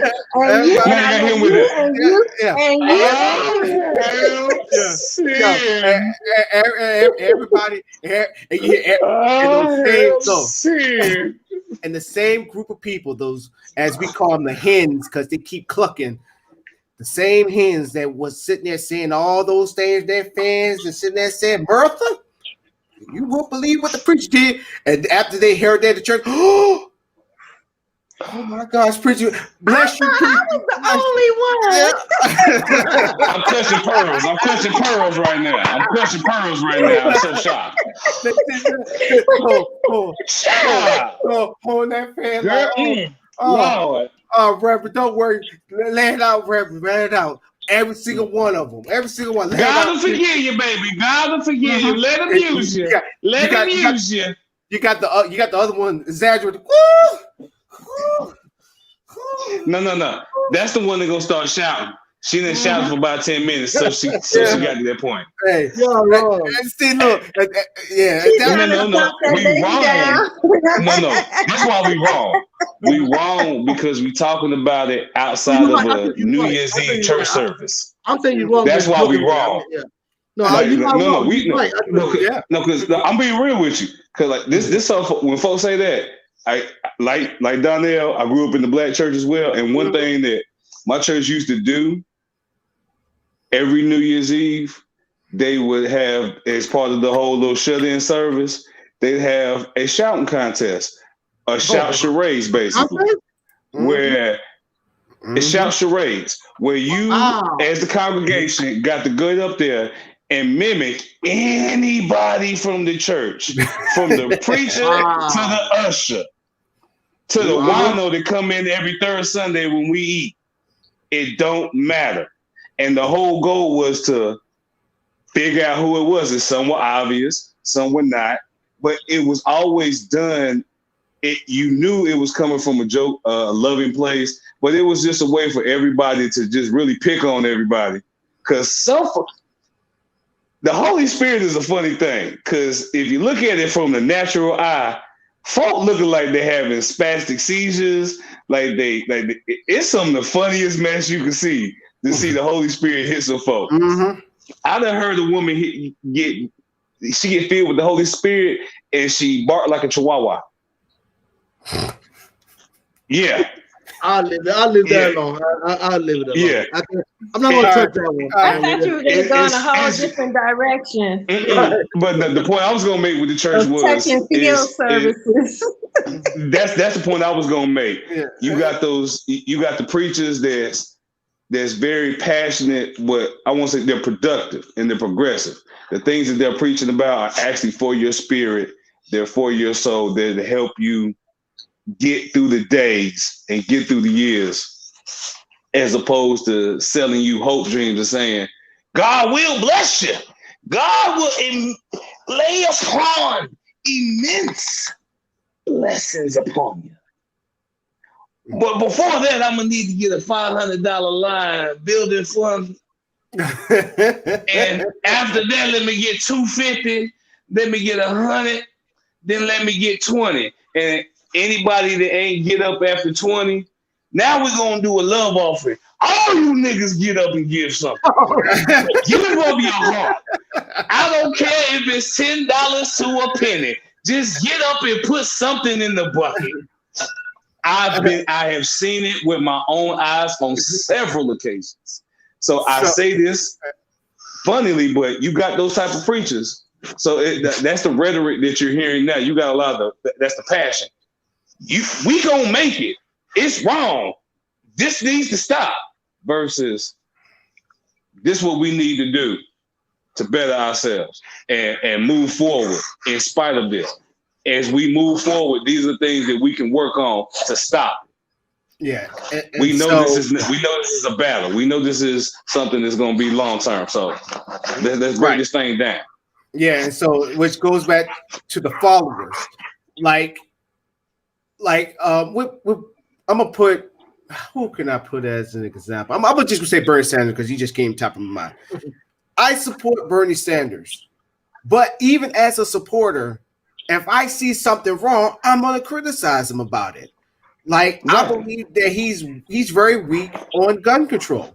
Me being a veteran, I do believe in the Second Amendment, but I do believe that veterans with PTSD should not have a gun. There are people out there that should not have a gun, and they should do a thorough background check. I don't care if it takes about a week or 2 weeks, that they make sure that the person that they're going to trust, that they can have a permit for a gun, has a clean record.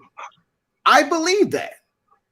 But I just think he just didn't, like I said, not just a clean record, a clean mental state. Right, and that too. So even me being supporter of Bernie this Sanders. is Coda. No, his name is Coda. He's close. He's a half German Shepherd, half red-nosed pig. And is he? So he need a Scooby snack. Yeah, the dog trying to be up. No, he do that often when he's like, "Hey, you ain't paying me no attention. Oh, you talking to some folks? Let me annoy you real quick." So, but when he barks, it's very intimidating. Yeah, that dog loud when he barks. It is. So going back to what I was saying is, but with the followers, like I said, when I brought up Minister Farrakhan the first time, I had some people come to me like, "Come on, man, why you gotta go at Mr. Farrakhan like that? Why y'all coming out like that? You know?" And I'm like, I say y'all criticize Al Sharpton or people like Al Sharpton who don't do anything. Like y'all criticize President Obama with that, which that's easy for me to explain because a lot of y'all have not said what y'all want for Obama. But that's, like I said, that's a different story. You just can't sit there and put Mr. Farrakhan on this other ship or on this other island like he's done something for us. Because honestly, I'm gonna go with what Cheech is saying. I agree wholeheartedly with what Cheech was saying, as it was a rebuttal to what I was saying, but now is the time for us to be like, no more talk, no more marching. I don't believe in protest. I've been saying on the show for the longest period of time. I don't believe in protest. Look at what I'm gonna have to say it. Look at what white folks is doing. I don't see them having only march that I seen with nothing but white folks was when they marched in my home state in Charlottesville, when they literally said blood and soil, Jews will not replace us. And they just went and just caused hell of havoc and then was called good people on both sides. We the only ones that follow the laws to the letter and praise people who we hold in high regard that don't do anything for us. And for me to criticize those that don't do nothing for us and not say that to the people that does basically the same thing, but they look at it from a different perspective, I'm sorry. I gotta group them all together. You can't have what's it say? You can't have the rain without the beautiful day. You can't have the good without the bad. So for anybody who take offense to what I said about Minister Farrakhan, I hate to hurt your feelings, I'm still sticking to it. I'm sticking to it. He is in every facet and every point that I made is deserving of me criticizing him. And I think more people other than white folks, because Fox News for some reason just hates this guy's guts. I'm not saying that I hate Mr. Farrakhan's guts, but if you talk a good game, I expect you to put a good game out there. Once again, going back with Teach, I like that analogy with Teach was when she was talking about the coach and football and all that stuff. Mr. Farrakhan is like a head coach. He's saying a good game, but unfortunately, the team is only looking good on paper. The players are looking only good on the playbook. The players are only looking good on the side. Yeah, they only looking good on the sideline. He's great in practice. Right, Great in practice. right. Well, you know, I would say this about the NOI. They do take those brothers from prison and give them jobs. That's what I was saying. But they'd make a difference. They do give them jobs. So that's one issue that I know that they undertake in terms of they are more understanding and accepting.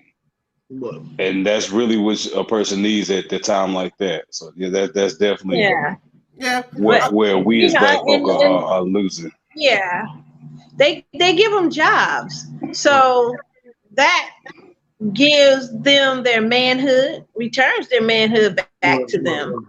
Okay. They take on wives and they be good fathers and good providers. Decrease So if that's criminality. if that's the only thing he does, that's a big thing. What? That is a big thing. Yeah. And I guess my point is this: everybody has a purpose to fulfill. Mm-hmm. And you can't affix multi-purposes upon a person of prominence because they only have one purpose in this life to fulfill. And if his only purpose is to outreach those men in prison, get them turned around, get them cleaned up from drugs, get them into a working situation, get them settled into a home and a wife, start raising kids, then those people have become productive citizens of the society, then amen and shalom. And okay, so that's true. I agree with you on that one, but that's part of it. But when you talk a big game, when you sit there and talk about what's going on in the world and what should be happening, that's when I have an issue. Now, if you are good at football, I don't need you to be talking about what's going on in tennis. I don't need you to talk about what's going on in golf. That's great that he's helping out black brothers to come out of prison, give them a job, and give them a manhood. That's good. But here's my issue. In those communities, brothers and sisters are still getting killed. It's still not stopping that. So we can go ahead because people will stick on that. He's helping our brothers. He's helping them get out of prison and all that stuff. That's great. But you still got them living in communities that is still getting over-policed. They are still getting killed and still don't have no representation locally, still don't have no representation in the state, and still don't have no representation in the federal. So if you got, it's like having one good tire on a car that has 4 bad tires, and not to mention you got a bad engine. We just Look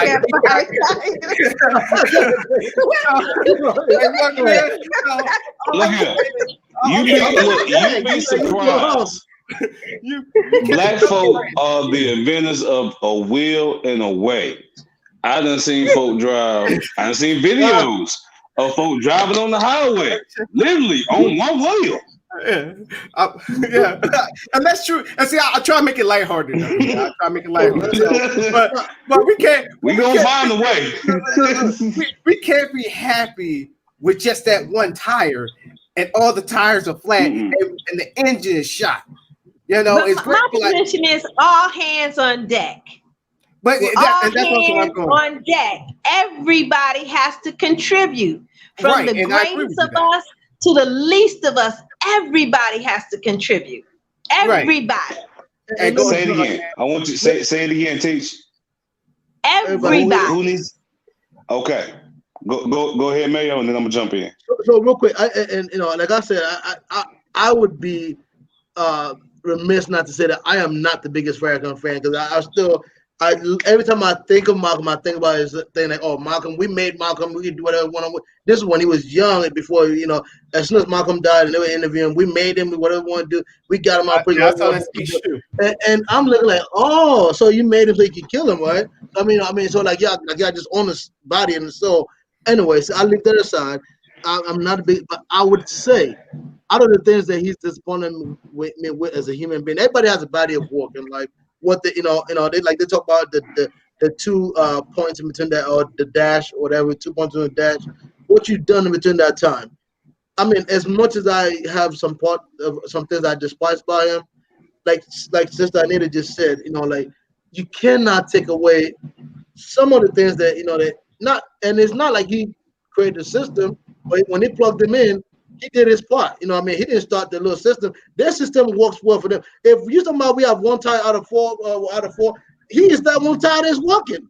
He's the one that's getting those brothers out of prison. You can't name what Rainbow Push is, and I love Jackson. That's my friend, but you can't name. He gonna get you.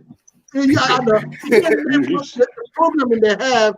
And, I mean, maybe in Chicago, maybe because I don't know, but I don't see nothing nationally that Al Sharpton. What's his? He got his too. I forgot. National American Network, National something like that. Network. Go ahead. Yeah. You can't name what he did. I mean, there's not this practical things that they get done. Like the only ones that actually do something that we can say that we see them doing it. I mean, they do this. If they have the men, what do you call them, like safe streets, they walk the streets in the neighborhood, about stuff to kill. No, that one you can't really find a result out of. But they're out there, man.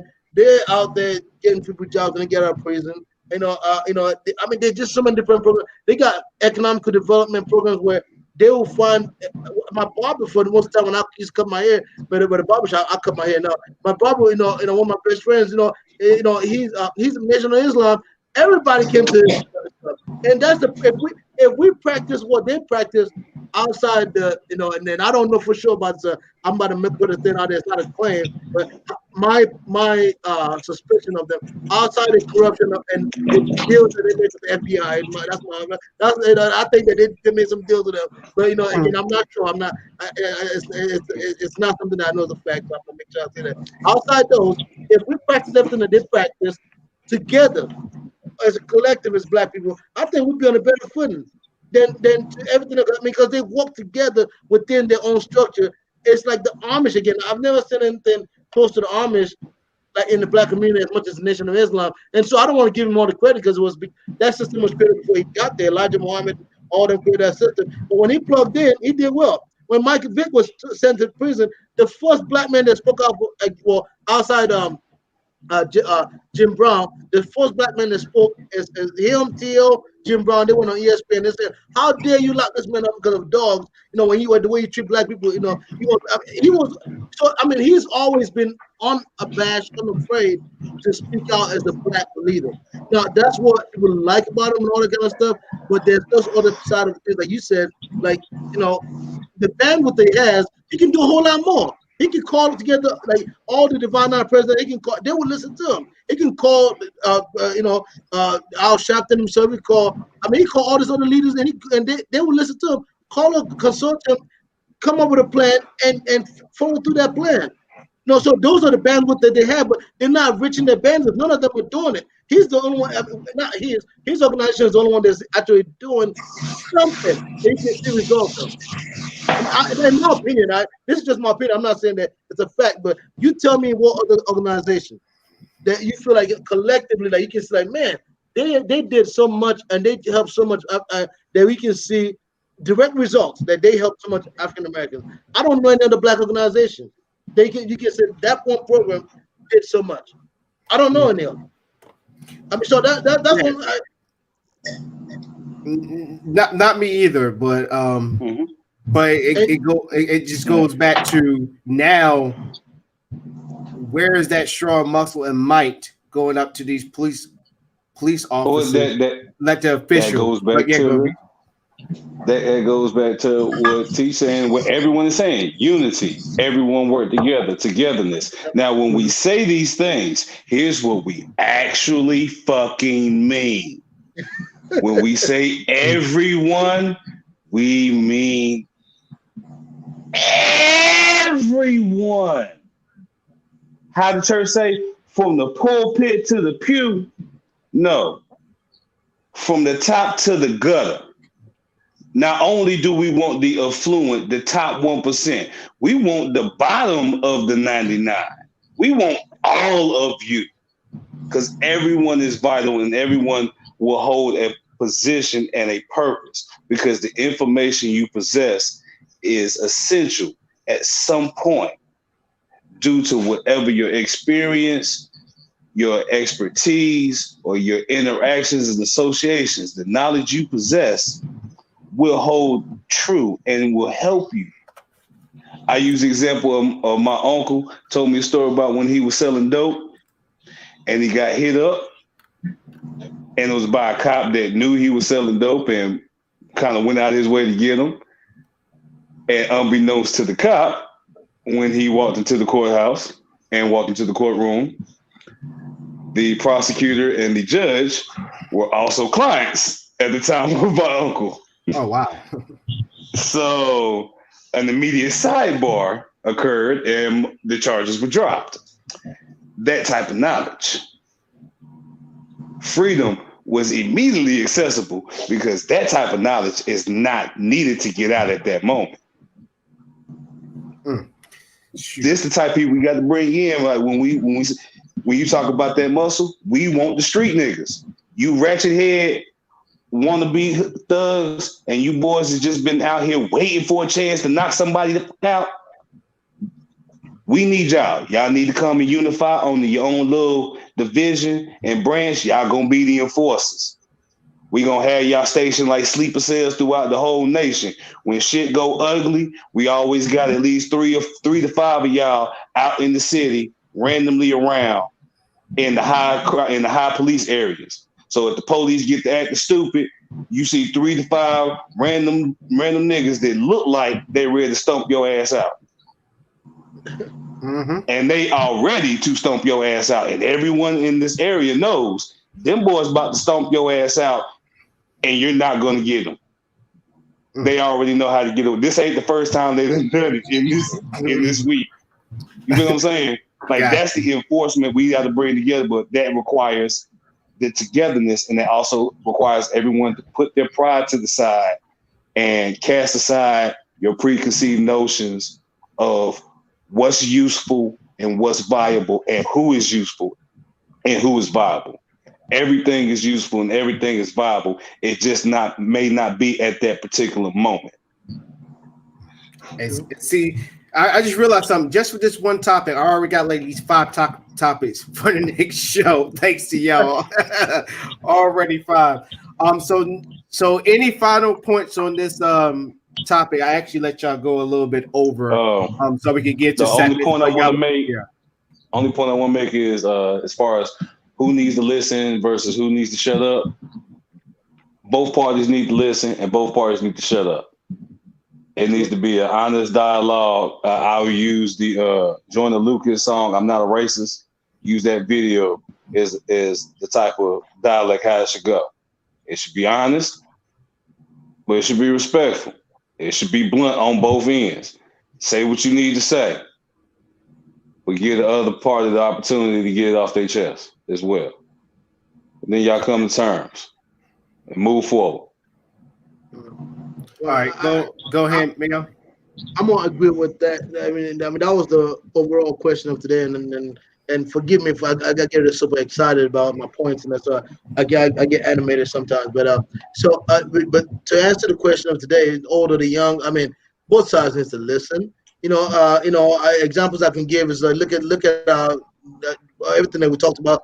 The United States Congress, the Black Caucus it's all full of all those people who I don't want to call them older people, but today we have some younger folks like Corey Bush and all them coming in, and maybe we might have a hope now for the future because they've been doing the same thing. Like I said, Malcolm visited OAU in '63, right? Organization of African Unity, which is AU now. He visited them, and if he did not do that visit, we would have never had the Civil Rights Act. I really believe that, it would never had the Civil Rights Act of 1964 passed. It would never happen because it was hot and cold that made the United States have to do something because the pressure that were putting on the United States from African countries coming in and Through the United Nations. The United States was trying to recruit African countries to the United Nations, and when he met with Organization of African Unity, which is all the African nations, when the United States asked those questions to those countries, they're like, why should we join your United Nations if we treat our people the way you treat them? Because Malcolm is when to talk to them. Nobody talks about that in the history. When Black History Month comes, none of the media sources talk about it. They don't want you to think about. They don't talk about it when it comes to Huey Newton when he went out to the Viet Cong and did the same thing and talked with their military and their militias and got their support for us. So they don't. Nobody talks about those kind of things. So my thing is just, but my thing is just think about since then to now, since that day to now, not once as the Congressional Black Caucus, and I keep saying it every year I go to CBC, I get disgusted with what I see them doing over there. Not once, as many of them are out of every state. Like going on, I'm congressional this, I'm congressional that, if you've never been to CBCF, you gotta go. I tell everybody to go. Like they have parties and stuff. I get involved in all this stuff because it's part of the festivities for the whole week, right? But not once have they thought about let's all travel and go to a session, AU session, and meet with the AU. This is the black leaders of the black nation. Not once have they. If they've thought about it. Maybe, I don't know, somebody's got a gun in the back and making them not. I don't know what's making them not do it. It will be the biggest move they've ever made in their life. And for so many years, they've never done it. And now, so what generation is going to do? Is this the same folks who are sitting in there collecting dust are going to do it? Or is it going to be a new generation? So I think that somewhere along the way, the younger generation will probably be more inclined to do that. But they don't get the chance because the older ones hold on to the seats and they don't let the younger ones get it. So at some point, the younger ones need to get their voice in and the older ones need to listen and because you think about, Sherrod Brown, who's a United States Senator, he's been in politics since like in his 20s. All these guys, think about Joe Biden, when they show him, when he got in Congress, in the House, they don't mind letting the young ones in. But we want to be like, oh, now you ain't gonna get there. It took me so long to get. No, I want to die being a United States Senator. That's and it's like, who are you mentoring? Who's the next one that you're bringing up? And you can't find any of them. Next. Yeah. Right. So that's because they don't listen and they don't want the name. It's about them, and that's what we gotta change. We gotta change that feeling about being about them. It's just I know you were gonna jump into something. All right, go ahead, Teach. I just wanted to say that both have to listen, but it is the older generation to transmit wisdom and knowledge to the younger generation, and it's for them to formulate their own path from that information. I think I truly believe all hands on deck. I believe everybody has a purpose. Everybody has something that they can do.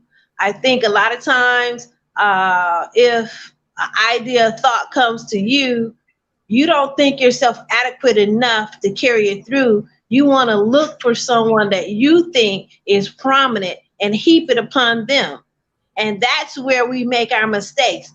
If that light went off in you, it's for you to do it. You should in turn build a team and make it happen. So we're misdirected, we're misguided, we're always stuck at that messianic complex trying to find someone to save us. So God give you the solution, just like Mayo just made a very good point. It came into his mind that the Congressional Black Caucus should go to the AU, but nobody has done it. So the question is, Mayo, have you suggested that they do it? So the question, which I know you do what you do, but what I'm saying is When the thought comes into your mind, it came into your mind because it has the power in you to make it happen. But we oftentimes look for someone else. Like we look for Al Sharpton or Jesse Jackson or Louis Farrakhan and say, well, they should do it. They should. No, the thought came to you. Your ancestors gave it to you. So you should be saying, okay, wow, I had this thought. How can I get a team together to make this happen? Because this is my vision. It came inside of me. We have to own ourselves. We have to work in our own autonomy, and we have to allow the power to come forth. We don't think ourselves individually as powerful. We have to return back to the mindset of king and queens. We have to return back to the mindset of God and goddesses having an experience in this human body. When we come back to that mind, understanding that that mind is in alignment with the universe, that when that thought, that holy thought came to you to usher in a change, it's not for you to pass it on, it's for you to work it. All hands on deck. Yeah, and that's one point that I forgot to mention, because I always say, if you see something wrong, be the change. And that's a great point, Chief. You took the words right out of my mouth, so I'm going to leave it at that. So now, this part of the segments is sponsored by it's sponsored by Sky Zone Society. As you see it strewn at the bottom, you can get your hats, videography, also tees made by them at the bottom. Family pictures. Also, I know we in COVID, so if you need some drone work, Sky Zone Society. Kind of makes sense though, shouldn't it? Don't it? Sky Zone. Mm-hmm. There you go. I'm just you know me. I don't do much. This is how I play ball. I just throw stuff up in the air. I'm on my Jason Kidd. I just throw, hope it goes in. Somebody gonna catch it. So let's go ahead and jump into the segments. Teach, Beast, y'all got 5 minutes for y'all segments. So first will be Teach, and I fixed what you was asking for. So hopefully you like it. So ladies and gentlemen, let's go ahead and take a travel to the Africa and heritage roots. Even though I mixed that all up, but take us there, Teach.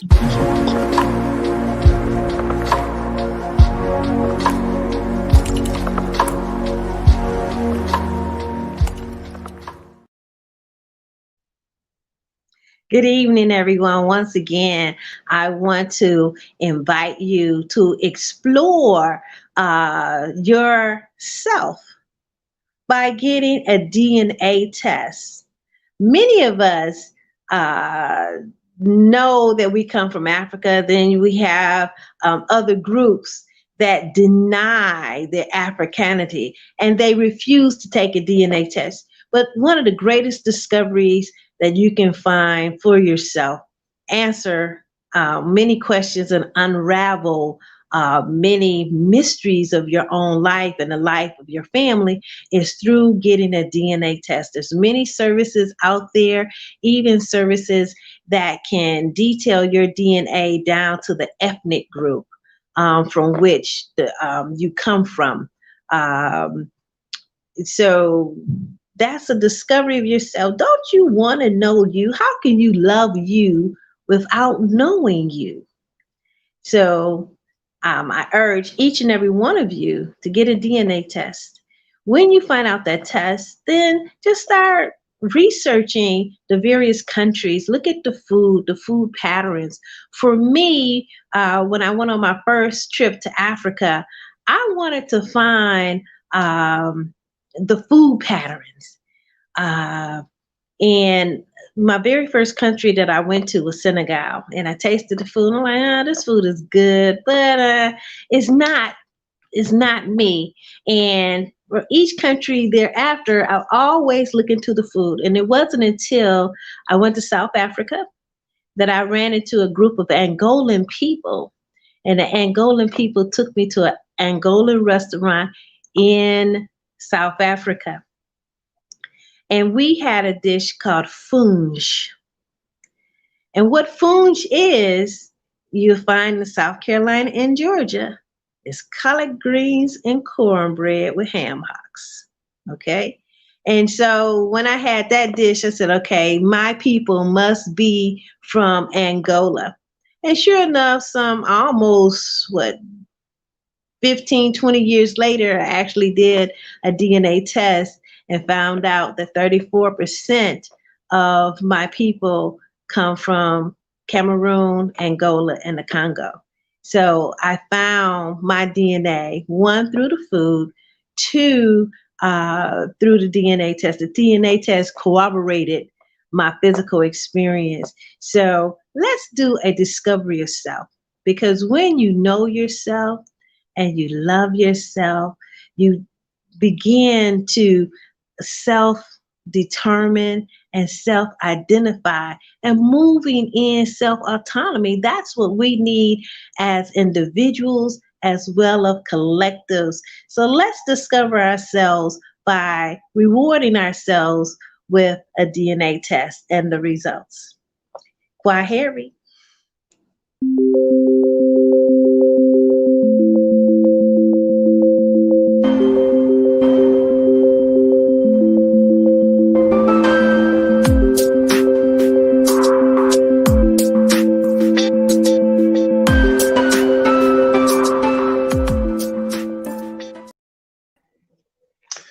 Good evening. Apologies about my late arrival.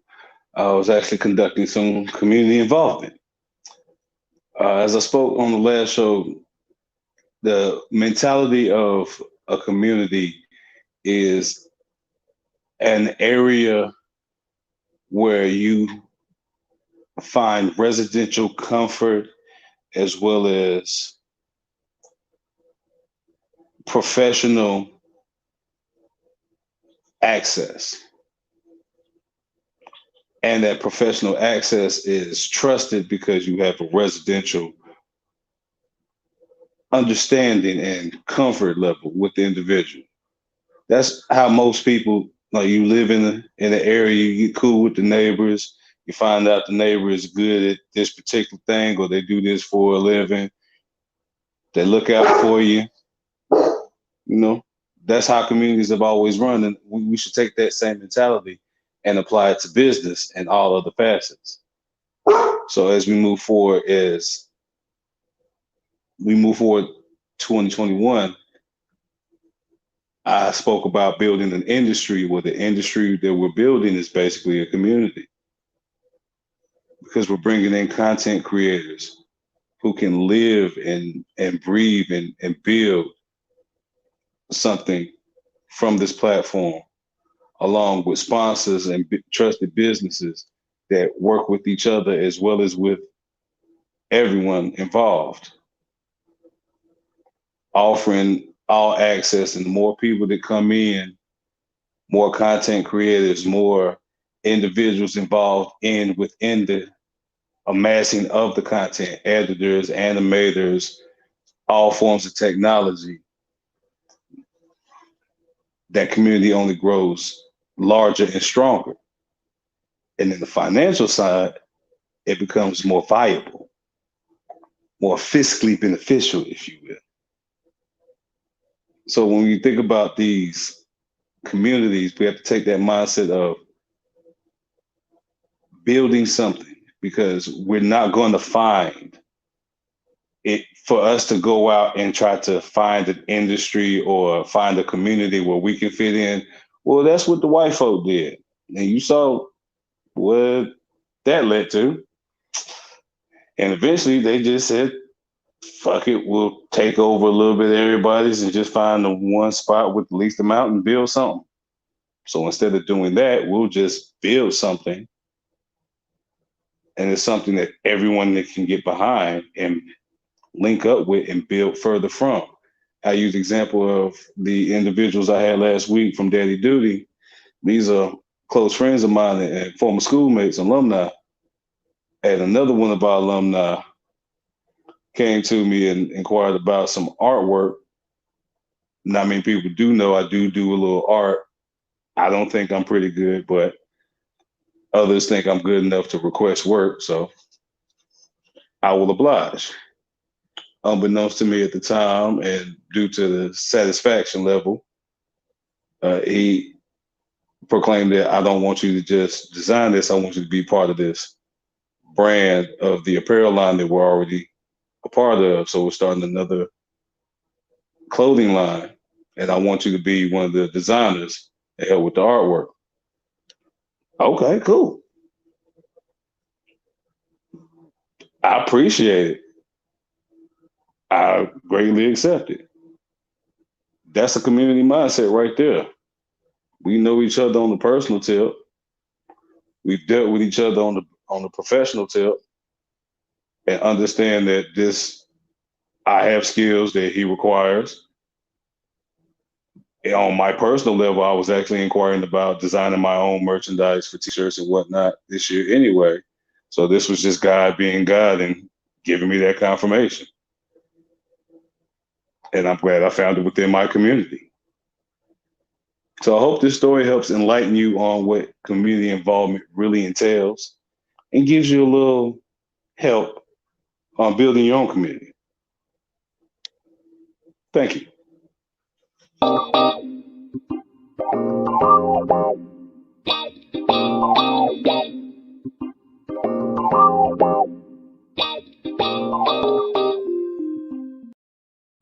Ladies and gentlemen, this is the final thought. First of all, I'd like to thank my panel, like always, and also like to thank you for tuning in.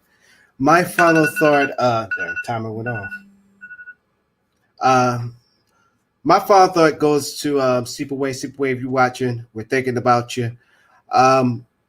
He's actually going to the UN to basically put up a case for the injustice, not only for what's going on to us Black folks here in America, but also for his cousin Jacob Blake. For anybody who's been watching this show, know that there is no secret that Superweight is related to Jacob Blake. We actually had one of Jacob Blake's uncles on the show actually and talked with us, and we had the hashtag Walk Jacob Walk. And to hear the news that we heard that the police officer is getting off, it was no surprise, but then again, it hit the heart. And I'm that firm believer, if one of us hurt, we all hurt.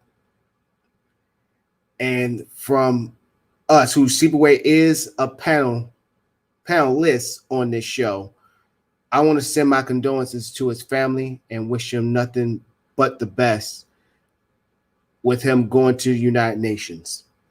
And if anybody from the United Nations are listening right now, or anybody of high privilege or know somebody at the United Nations, that they listen to Superway, that they listen to his case, not his plea, but his case, for not only for the injustices for black people, but also to his family and to the family of Jacob Blake. That y'all listen.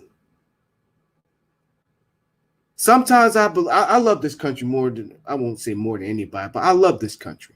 And that's one thing that is that's wrong with America. When they think of somebody loving this America, they look at people like white folks. They look at Asians. They look at Mexicans, but they never look at us Black folks of loving this country. And then also for the Black folks that's out there burning the United States flag, even though I don't agree with it, but that's your amendment right. That's your freedom of speech. You can do that. Ladies and gentlemen, I just want to let y'all know you can burn the American flag. But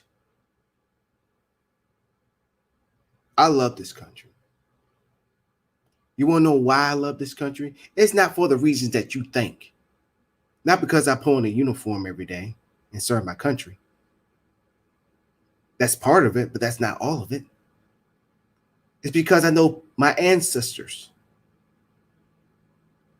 built this country for free.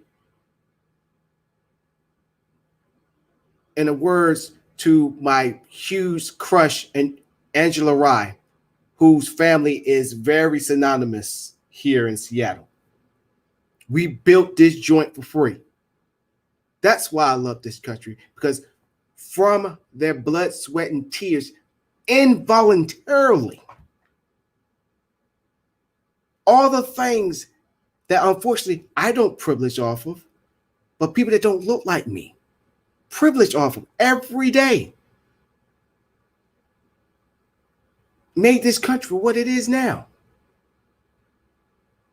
And then my ancestors, they made, like B said, they will always find, if there will, there's a way.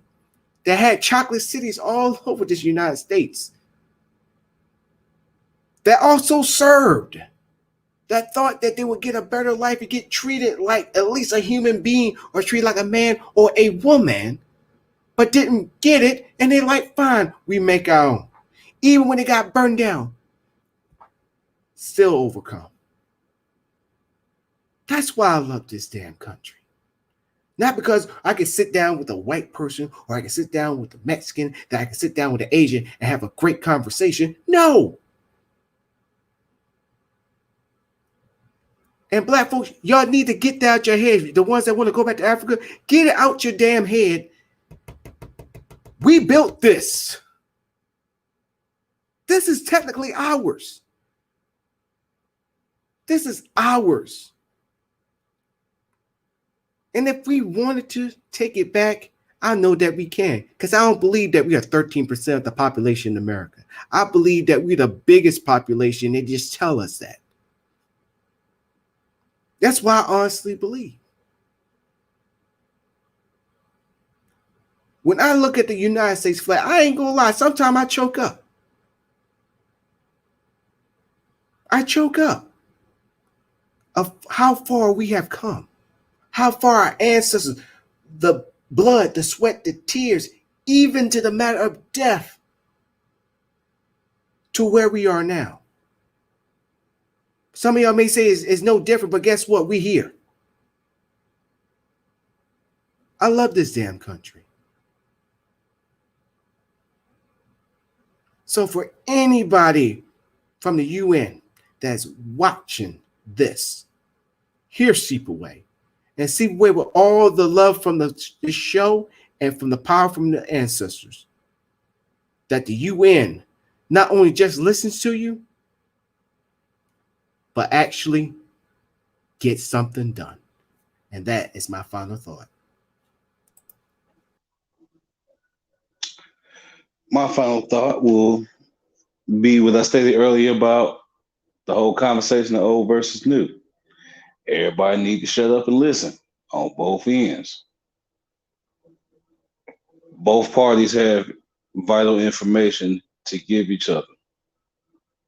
The past or the old can reflect on choices made, as well as the honesty of certain historical energies, imparting that wisdom upon the new. The new can help acclimate and transition the old from their old ways of dealing with things to the more progressed way of inevitable change. But the only way that's going to happen is if everybody sits there together and one side speaks, the other side shuts up, and vice versa. Then you convert. Then y'all have a dialogue. Take a break, rinse and repeat. Eventually, you're going to get to a solution, or get some good friends, or have a knockout, drag out fight. Either way, shit's going to be interesting.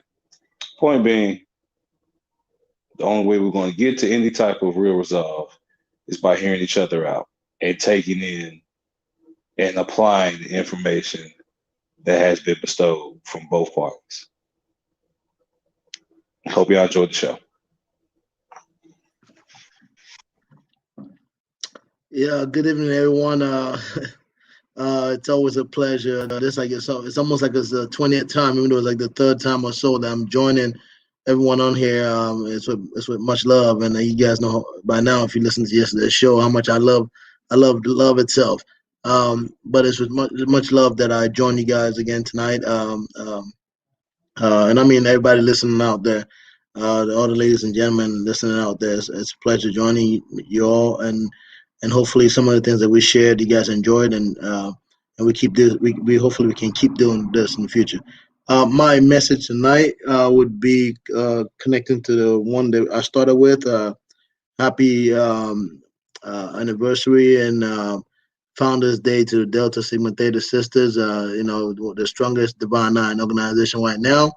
On that note, and I also said, echo the sentiment of what I've been saying all um, show long, is that this is an opportunity that we would not miss. I think this is probably going to be something that probably would be my message every show, in case it's only one person that catches one show that can spark the light to make sure that these engines that we have that can take over the globe, that somebody turns the wheels of those engines in the right direction. So if we have millions of members, I know Omega at least has millions of members all around the world, including the chapter in Ghana and Kuwait and China and so much more, and so much as well as chapter in Columbus, Ohio, where I met.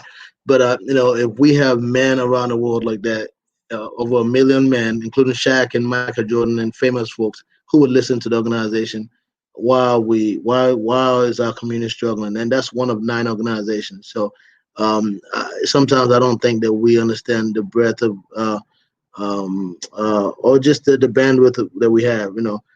We have the only credit union out of about 9 organizations. That's a black bank that you know, everybody talks about, and I've been to put them on the black bank. We have one, so it's stuff like that. I think that bothers me the most, and hopefully, I'm hoping that people wake up and ask the question, how can we work with you? And we need to ask questions, how we can work with everybody else. We need to unite. We need to work together. One of the things that we need to stop doing is um, we need to try to when we see issues of government, we need to stop trivializing them, or try to stop getting too much fun out of it. One of the things that affected me the most was when Maxine Waters, said she reclaimed her time or something like that. That became a fad in our community, in opposed to something that's supposed to be where did reclaiming the time? What did that get us? You know what I mean? I mean, not nothing, no knock on anti Maxine as it became a fad in our community, but I just think that it affects me when I see stuff like that. I mean, the fact that that's what we took out of, most of us took out of it. The funny part of it. The cliche part of it. While we have people in the community that are struggling, that maybe that's dealing with poverty, and the poverty that most of us is dealing with is not really much of the physical poverty. It's the intellectual poverty, enough to be able to know the state of mind that they're in, to know that there is a better life that is possible for them. The more you travel, the better you are, and just the things that to be able to get up every morning and feel like, oh, I am somebody. I own my own business. I could create my own empire, and I could build my own empire. So I still that to say that there's a lot of work to be done. To the generations of us who have made it, so to speak, that they've been able to be in the middle class or better. Your work is not done, and your work is not just pushing paper and being able to provide access to grants and just feel like you've done your job. The job is to make sure that you show folks how you got to where you got to, and pulling folks with you. So hopefully we can get away from all those antics, and social media, all the things is funny and all that kind of stuff. And when we talk about our government, we should not be laughing. We should be crafting um, legislation. We should be crafting bills that would turn back the years of systemic racism that has been attacking us for so long. We should be having those kind of debates and dialogue and conversation on social media, and opposed to talking about reclaiming time and thinking that that's a meme or something. So that's where I really am passionate about, and I hope that we grow in that area a lot more. I hope we don't eat out of the hands of CNN, MSNBC, and Fox, which is on the other side, who are just there to just keep us I would say to keep us confused and to get us off the rails of where we need to be at. So, again, I thank you for the opportunity. Thank you for listening, and look forward to talking to you guys again. Good evening. For my final thought, I will be very brief. It is said that it takes a village to raise a child. It's going to take this village to raise ourselves. We are our only savior. We are our only redeemer. It takes a village. We are the village. We must work to raise ourselves up. And with that, good night. Hope you enjoyed the show, and we'll see you again next time. Yes, and Cheech, you were right about that. It will be Friday, so Thursday we're off, but a rerun of this show will be playing all day long, just in case y'all missed it. Or if y'all loved it, you get to watch it again. Any final points before we head on out, ladies and gentlemen? Oh, I just want to let them know that social media, at Mayo Weekend and at Mayo for people at but definitely let's continue to connect. All right, Friday, our next topic, and I love this one. So for Friday's episode, it will be Black YouTubers versus the Black mainstream. Oh, I can't wait to this one. I'm gonna get some videos for this one. I cannot wait. But other than that, we gotta head on out. As for Anita Joe, aka T, for Peace Johnson, for Mayo, thank y'all for tuning into the show, and your host, Donna Elamonte Morris. Thank y'all for tuning into another edition of Fade to Black. We will see y'all all on Friday. Y'all have a good one. And also, thank you to our two sponsors, Sky Zone Society and Cheddar Boy Popcorn. Y'all have a good one. We outro. Jeez. Bye. Good night.